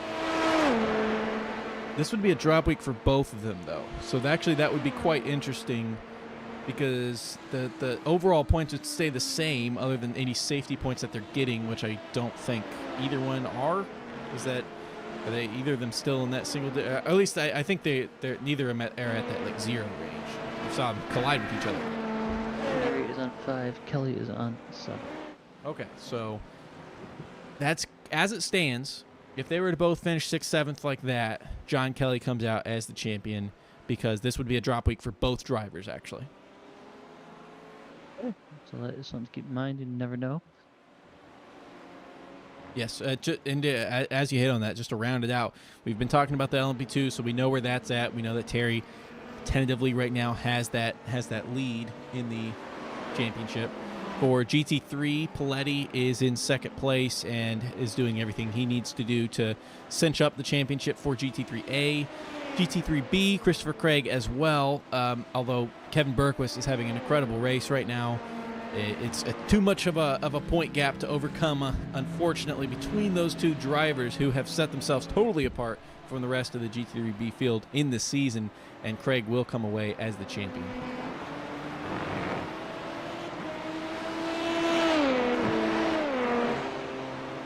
Junior, that gap around 2.8. I'm not sure Nick Terrell has enough in the tank here to quite catch up to Terry Gallagher. That pace he has. Yeah, he's actually, as you can tell, he's starting to fall back more, actually.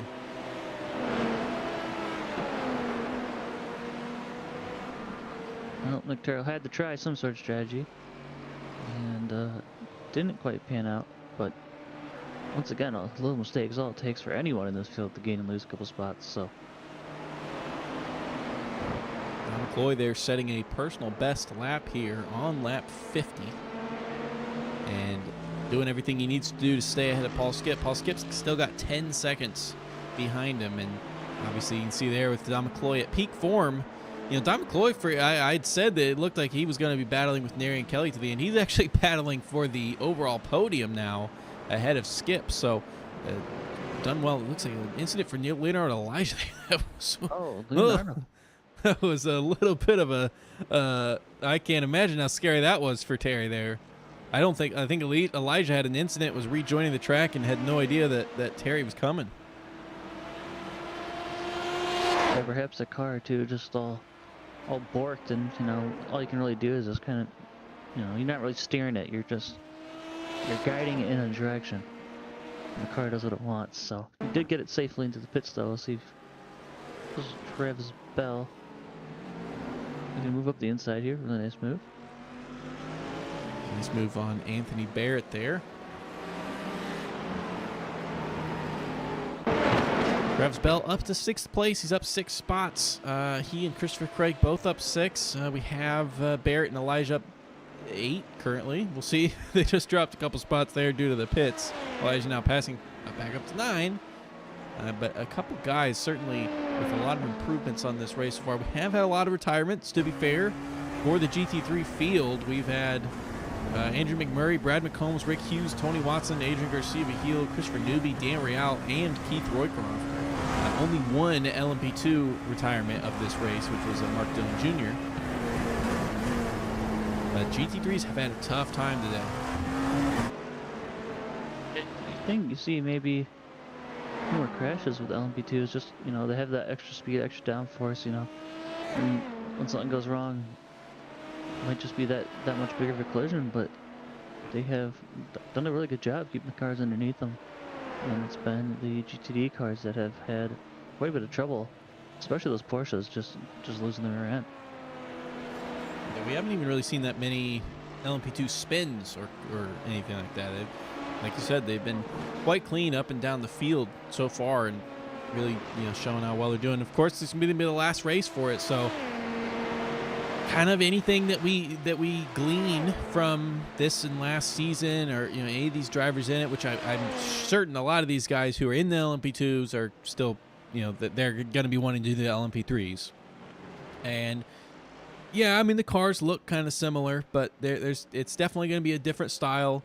It's a lot lower horsepower. It's really choked up on that engine, but it has a larger fuel tank. So this kind of fuel strategy won't be as aggressive anymore. It'll probably be about an hour on the fuel tank, potentially even more.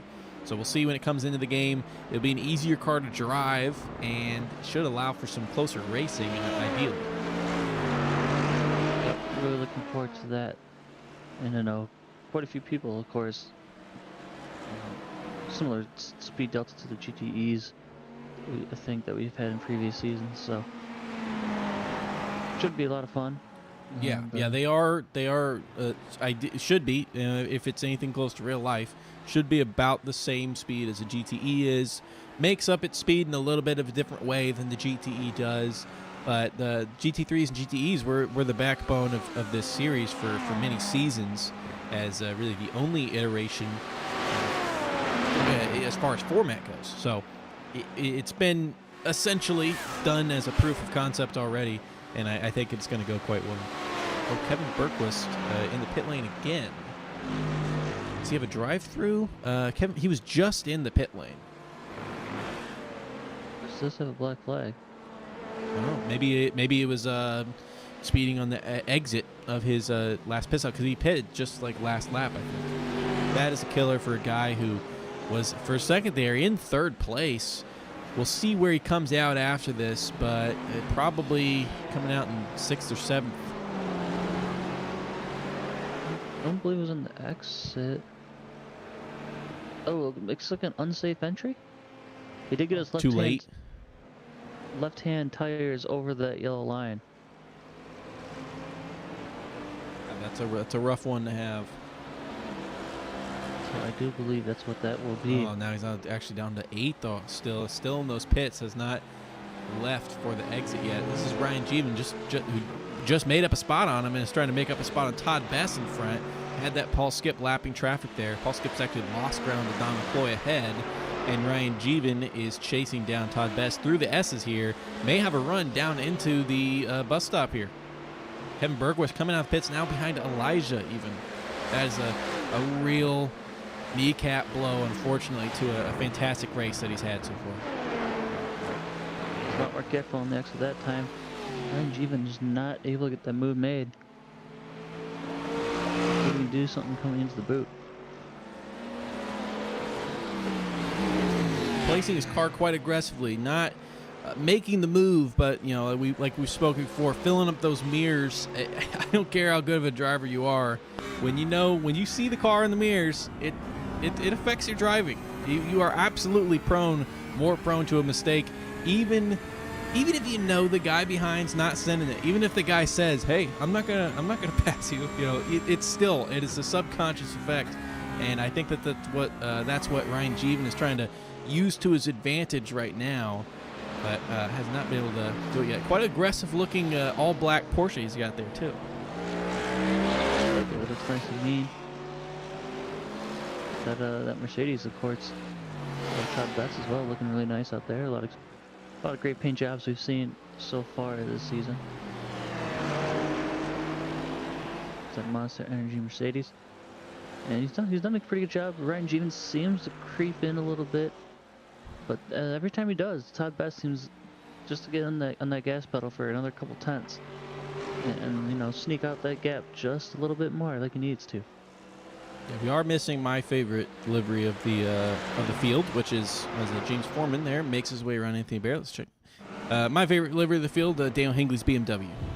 James Foreman hit. That's a very unusual passing spot there, but Bennett giving it to him there.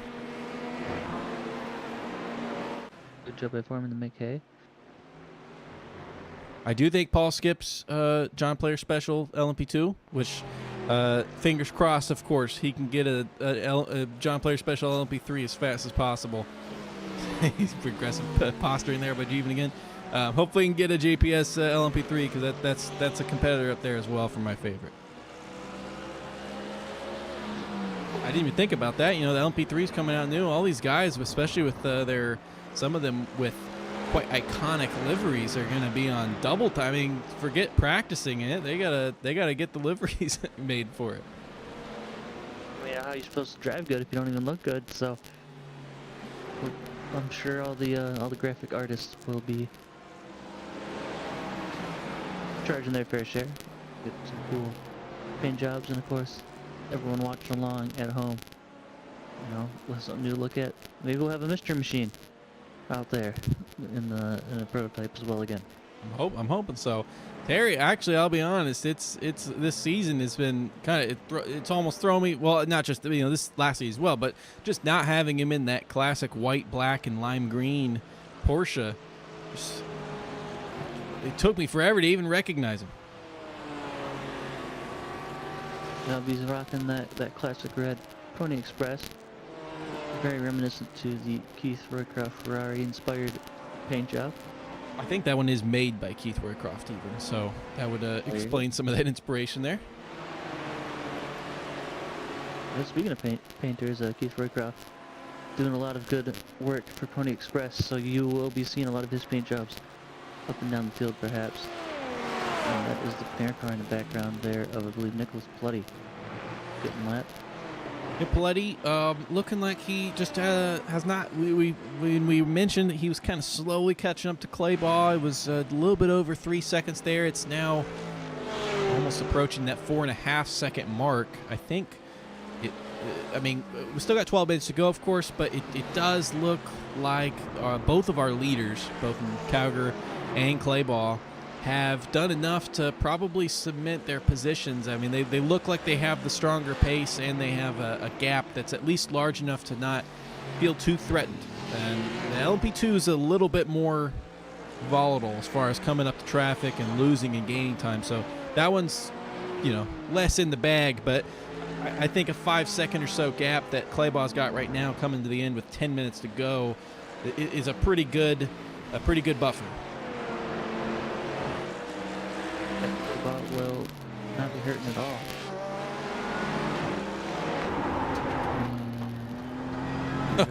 all. Lost some time there, I'll tell you that much. Did not expect Nick Terrell to come in through in that last turn there. Nick Terrell throwing everything to the wall here, but that gap sneaking out to about 3.1 seconds. I don't think it'll do. So we got John Kelly. Doing anything you can to keep it out of the wall. Pretty much no damage there, about as minimal as you're going to get. Actually, pretty good save considering he looked like he scared a lot of extra speed into that corner. Good job to slow down as much as he did there. Just see. I was mid corner. I said you could see how easy Clayball's taking it here through the bus stop. Taking the car, and you can hear, you can see it on the steering wheel. Halfway through that corner, still a little scary as the car stepped out for just a few inches. You heard a little bit of tire squeal. So it is not super easy. It's not trivial for him to make it to the end here, but he is doing quite well and looks very smooth on the steering wheel with his inputs at least. Doing everything he can to hold out the gap on his teammate there, as you see that prototype of Paul Boyle sneaking on by.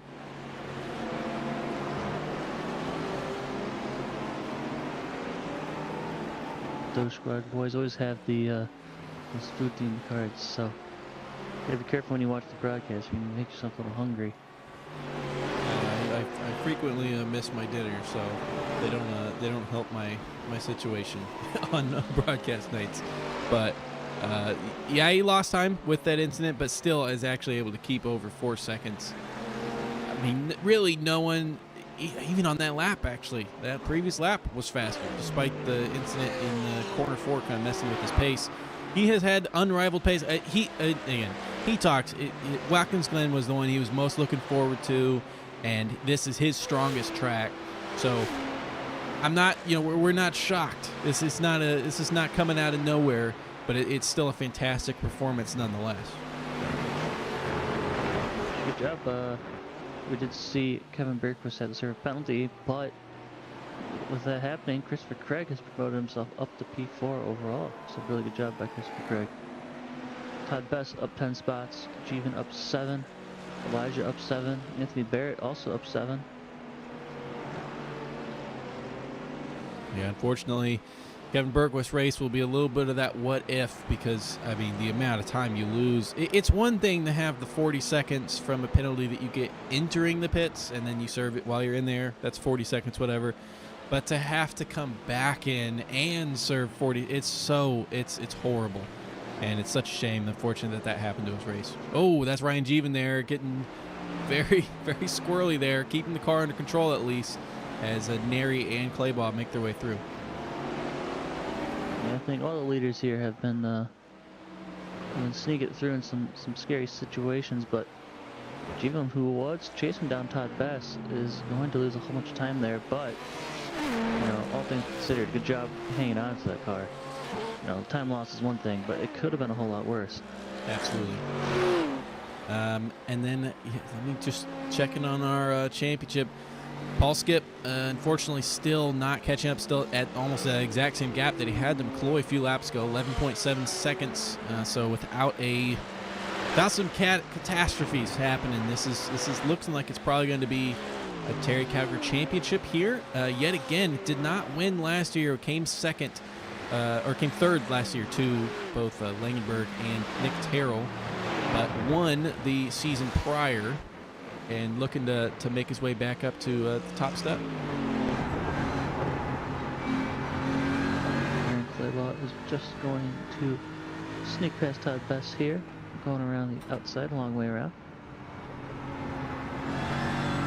So I know you don't have the sound coming through the bright. He's so gentle on the throttle inputs, and it's doing him well here at the end of this race. You don't really ever see the car stepping out. The only time we saw it, like I said, was in that bus stop, which that would be going over the curbs. But his throttle application has been really smooth, and no wonder, because I mean that's another factor into fuel conservation. And he took it longer than almost anyone else. Really, only Kevin Bergquist able to kind of match him on that fuel mileage. Speaking of Kevin Bergquist here, he's looking to put a move on Leonard Elijah. Has been catching him over the last couple laps. And he is as close as he's ever been. They're trying to at least get back to that spot that he qualified in 8th. And I think this is going to be a formality here. In the next couple of corners, just Leonard Elijah is all squarely in the braking zone. And Bergquist right on his bumper. Almost just pushing him through the track now. It does look like Elijah's struggling on the tires. Corner. Yeah, Leonard Elijah, his front tires seem fine, but those rear tires seem really greasy. He just gets wiggles that car mid-corner again. Paul Skip almost boxed him in, but he's going to be able to pull out. Follow Skip through. And just a little bit later on the brakes, and Leonard Elijah fighting him back, though. He's not giving him this position easily. It does look like Kevin Bergquist. They're still side by side. They're going to be side by side through the S's. No one really has a run on each other. And actually, Elijah stays ahead by taking the inside line. I did not think Elijah was going to be able to hang on the outside there. And here comes John Kelly there. Is he going to slow him up? Dan Kelly's going to be patient. That is going to be one more. Just slow on the exit there. Oh, yeah. Kelly going around the outside. Bergquist got a big run, but had to hit the brakes in the middle of the corner. He started to twitch the rear end a little bit as well. It'll be a really good battle, though, for this, I believe, the 8th spot. Yes, it is. Elijah run just a little bit wide. Bergquist making a move to the outside. It's got to be tough to make it around the outside there, but Elijah's giving him the room. He could run him out more if he wanted. Looking like it's going to be side by side still. Elijah's going to have the inside of here again, but Bergquist is going to be ahead. Bergquist is going to be quite ahead here coming in the brake zone. Is he going to seal off the corner? Yes, it looks like he will. So that is a move done by Berquist. I think that he's probably going to be able to maintain that position unopposed, but wonderful defense as much as he could there for Elijah. Really good job, but clean and fair. Next up on the hit list for Kevin Berquist is going to be Ryan Jeevan, who has been shown half the race a lot of pace, the other half is just really scary Porsche moments. So, well, if Berquist gets 18 seconds in 3 minutes, you never know. You know. I've seen crazy things happen. He's got some explaining to do because there's something he put in that car. I think he's Put doing that thing GTE back. actually.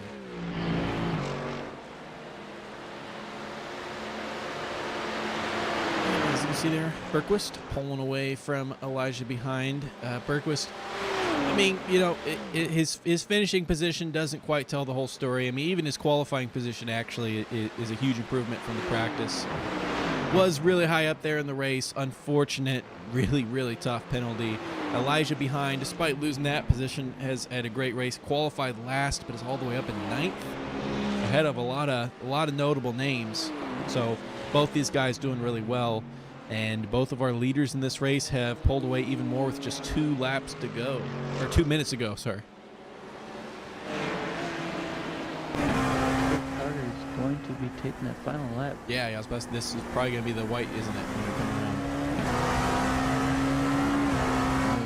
So yes, he will be getting white flag next time around.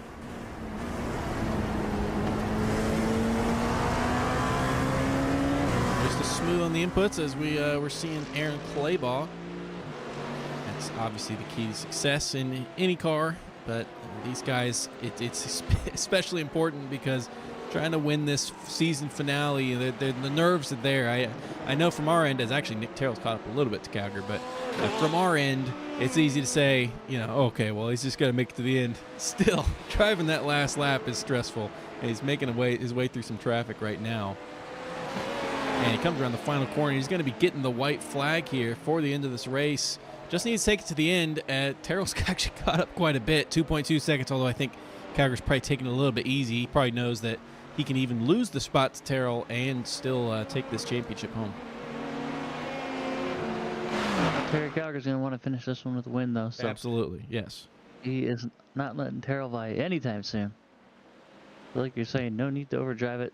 I'm sure we'll see him take it nice and easy into this bus stop. Although you want to be careful. You don't want to take it too easy because then you just get out of the rhythm. And perhaps maybe make more mistakes. But he is through there clean. This is Leonardo Elijah, I believe. Yes, it is. Like we mentioned, having a really good race. And Claybaugh's not doing the same lap. that Calgary's doing because he has actually pulled out that gap.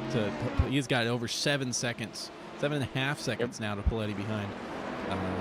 I believe last time we checked in, it was hovered around 3 or 4. Yeah, so yeah. dominant into this race on what's been a entirely dominant race for him, other than just not leading the first little bit. Ryan Jeevan had an incident. Unfortunately, I don't know how bad it was. Oh, there he is. Okay, well, that answers it. He's backwards, but no damage. Like I say, and there goes Elijah. Berquist. And Elijah. You were correct there. You were absolutely correct. Well, I wasn't crazy. Just that Porsche, man. You just never know what you're going to get. And here we go. Terry Calgary coming around the final corner as your race winner and your season champion. Overcame a 2-point deficit coming into this race. Didn't need to win out a tiebreaker. Didn't need to win it by a point or two. He dominantly won this one. Wonderful race win for him. As Aaron Claybaugh here is the leader for the GT3 class, and he is about halfway through this lap. Does not have much more to do to finish it out, but he has been continuing to pull that gap. He's 8.5 seconds nearly on his teammate Nicholas Paletti behind. A very strong showing for him, entirely mistake-free. Calgary's robbed of his donuts by the traction control there, I think. As we speak as well, Engineering there also crossing the line as the winner for the LMP2B class. However, John Kelly will take home that LMP2B championship. Christian Craig crossing the line. He just made his way across the line there. The GT3B winner for this race and also champion on the season. Aaron Claybaugh looking to finish out this race, and Nicholas Paletti, his teammate right behind him, will be looking to finish out his season as the champion. Here comes Claybaugh coming around. Final corner. What a win today. First win on the season, but done it in style. Aaron Claybaugh, your race winner. And Nicholas Paletti is second place. Not going to be too upset with second when it comes to winning the championship. That's another championship victory for Nick Paletti.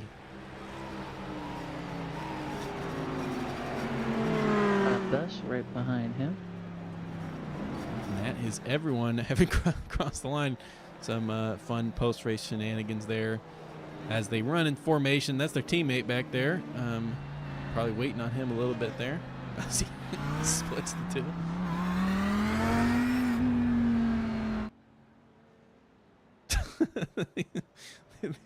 All right, they're good at racing. They could improve on their formation coordination and organization.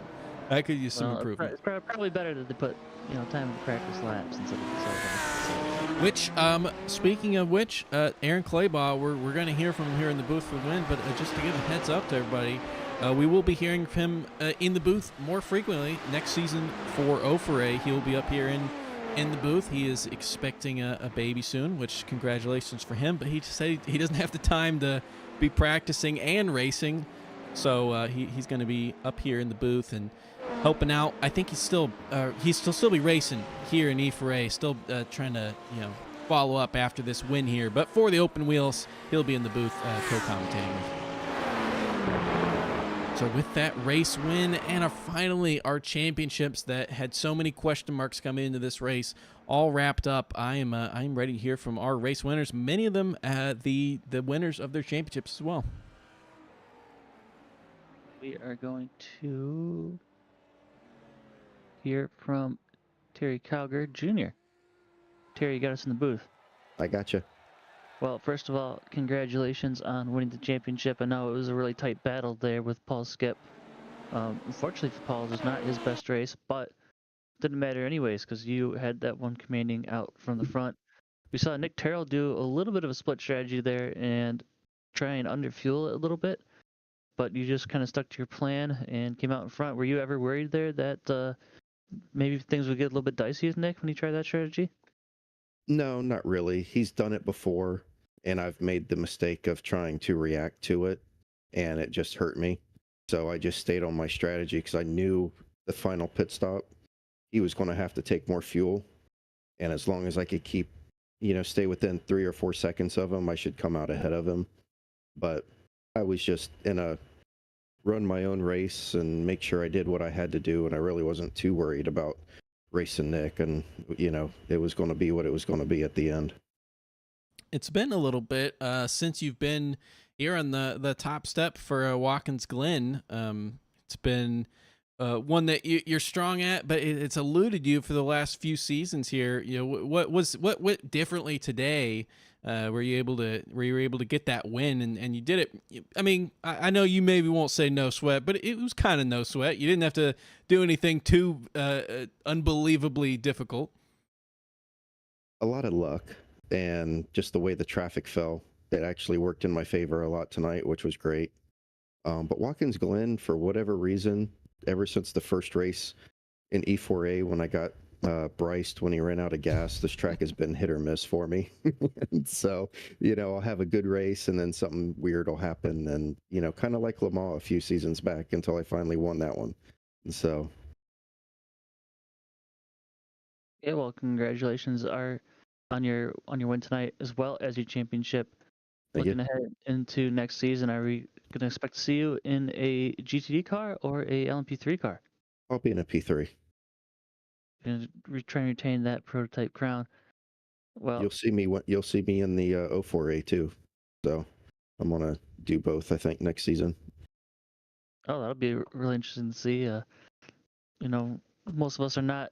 We've adapted to seeing Terry with fenders, so it'll be it'll be fun to watch. And I wish you the best of luck in that. And those thank you. open wheel cars always get crazy and rowdy, but Yeah, I haven't even made Haven't made my first lap in it yet, so we'll see how that goes over the weekend. So, and then I got Spa to get, kind of get used to running with other cars and stuff. So, it'll be a nice learning experience. I think it'll be a lot of fun.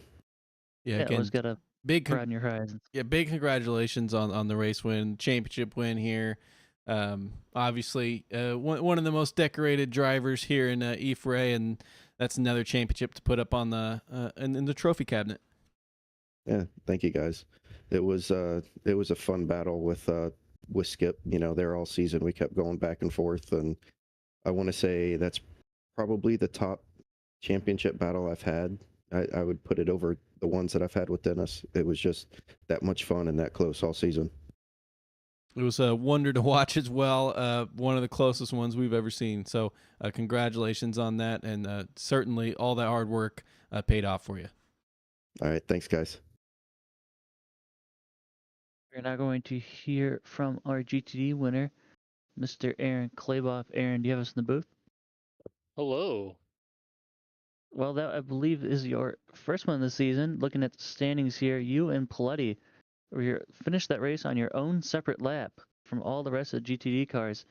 You just were out front, commanded that one. And one thing ZP noted is you were definitely not letting off the gas pedal on those last final laps. You went out that one in style, didn't you? There. Yeah, man. Well, first off, I want to give a shout out to Nick. He was really helpful at pinpointing some issues that I had in practice. I didn't really get a lot of practice time this week, so he kind of pointed out some areas of improvement. And he was a threat the whole race, which was great battling with him as a teammate. And of course, Tony was fast at the beginning, and Adrian was fun racing with him as well, that first stint. But yeah, another Watkins Glen win. It's really seems to be the only track I can really seem to put a full race together. But it feels good, man. It feels good to finally get that monkey off my back and get that win this season. We saw a lot of those GTD cars too, getting loose in a lot of spots, and we saw quite a few incidents. From your perspective, do you know what was really going on with those? Yeah. Tire overheating was a big thing. Like when I was in the warm up or I guess it would have been the practice session before qualifying in the race lobby. My car was really, if I was pushing too hard, and again, this is what Nick pointed out to me, if I was pushing too hard, it was leading to more and more spins.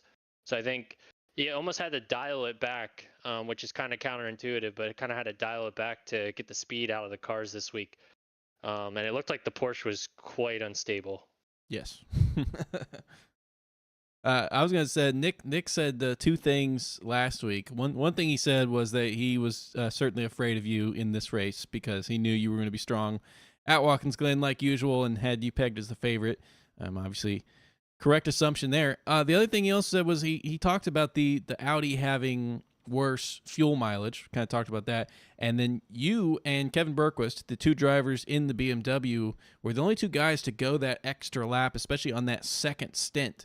Were you actively doing a lot of fuel saving, or was it just coming to you with how the car was driving? Yeah, there was no fuel saving to be had. It's just the BMW seems to really is really kind on the fuel, and that was kind of all season long. I noticed you could kind of stretch it an extra lap or two on the field, which was great. Yeah, it just all kind of clicked tonight, and yeah, it just worked out. It was a good race. It was a good, solid car. I'm glad I picked it because it was kind of between the Audi and the BMW. And I kind of made the comment to Nick at the beginning of the race was, look, the Audi is going to be unkind on you with fuel. I mean, are you sure you still want to run that? He's like, yeah, I got the pace. I was like, all right, well, we'll see what happens. And he definitely had the pace at certain points throughout the race, but ultimately, yeah, I think a lot of it did come down to the pit time.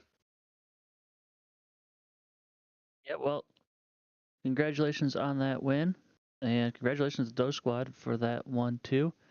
And we'll hope to see you racing as much as possible next season. Yeah. Appreciate you both, Zachs, doing the broadcast this season. Of course, shout out to Mark and all the other admins for putting this on. This is a blast to do every season, and looking forward to jumping up in the booth with you, Purcell, with O4A next season. Looking forward to it as well, man. All right, have a good night, guys. Thank you. And there is no engineer, I believe, so we are going to talk with Christopher Craig. Christopher, do you have us in the booth here? What's up, gentlemen? How's it going? Looks like a lot of attrition there in that GTD category. A lot of cars up and down the field, a lot of penalties, a lot of spins. Just walk us through that race from your perspective on how that went. This was actually one of the tougher races for me. My PC was clipping most of the race, and so I would brake a little bit early in case it clipped into the braking zone. And I really just tried to avoid other cars and avoid wrecking myself. And shockingly, I got through it with no incidents, which is pretty exciting. And then, I wasn't nearly as fast as I was in practice. And so I'm going to chalk it up to some luck and some patience. And that was about it. And then it was quite helpful that there was quite a bit of attrition, especially early on. It cleared up the track and made it easier.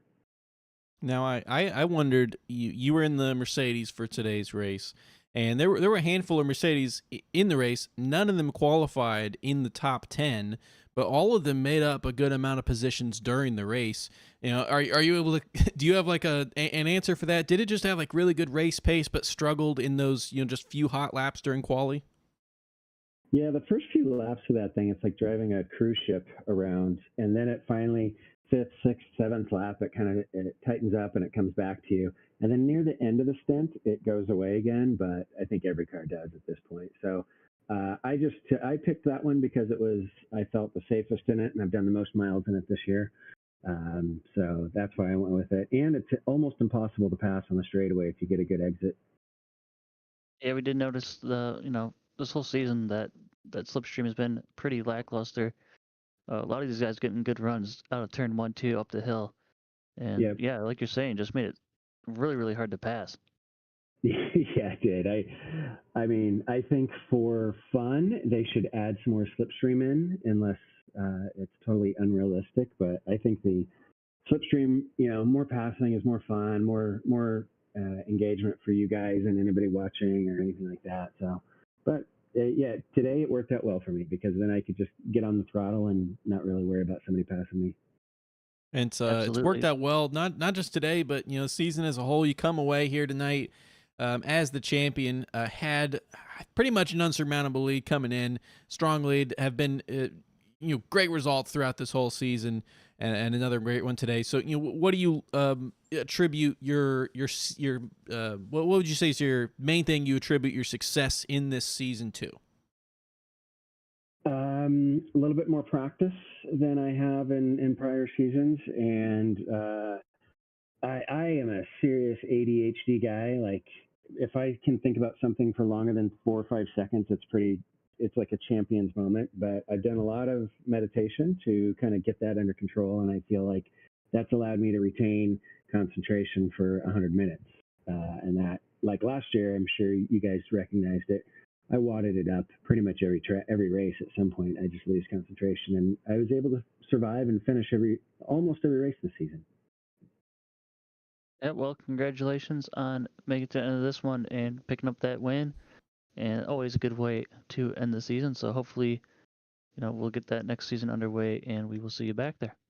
Exactly. You'll see me back. Next season will be a little bit spotty for me, as I've taken on a head coaching role at a local hockey organization, and so I'll miss some here and there, but it'll still be fun when I get out there. Well, absolutely. We're looking forward to seeing you. And once again, congratulations, Christopher. Thank you, guys, and thanks to everything you guys do, and everybody who puts any time or effort into this. It's appreciated. So, great season, great humans in this league, and I can't wait for it to be back again. Thank you. And I believe that will wrap it up. All right.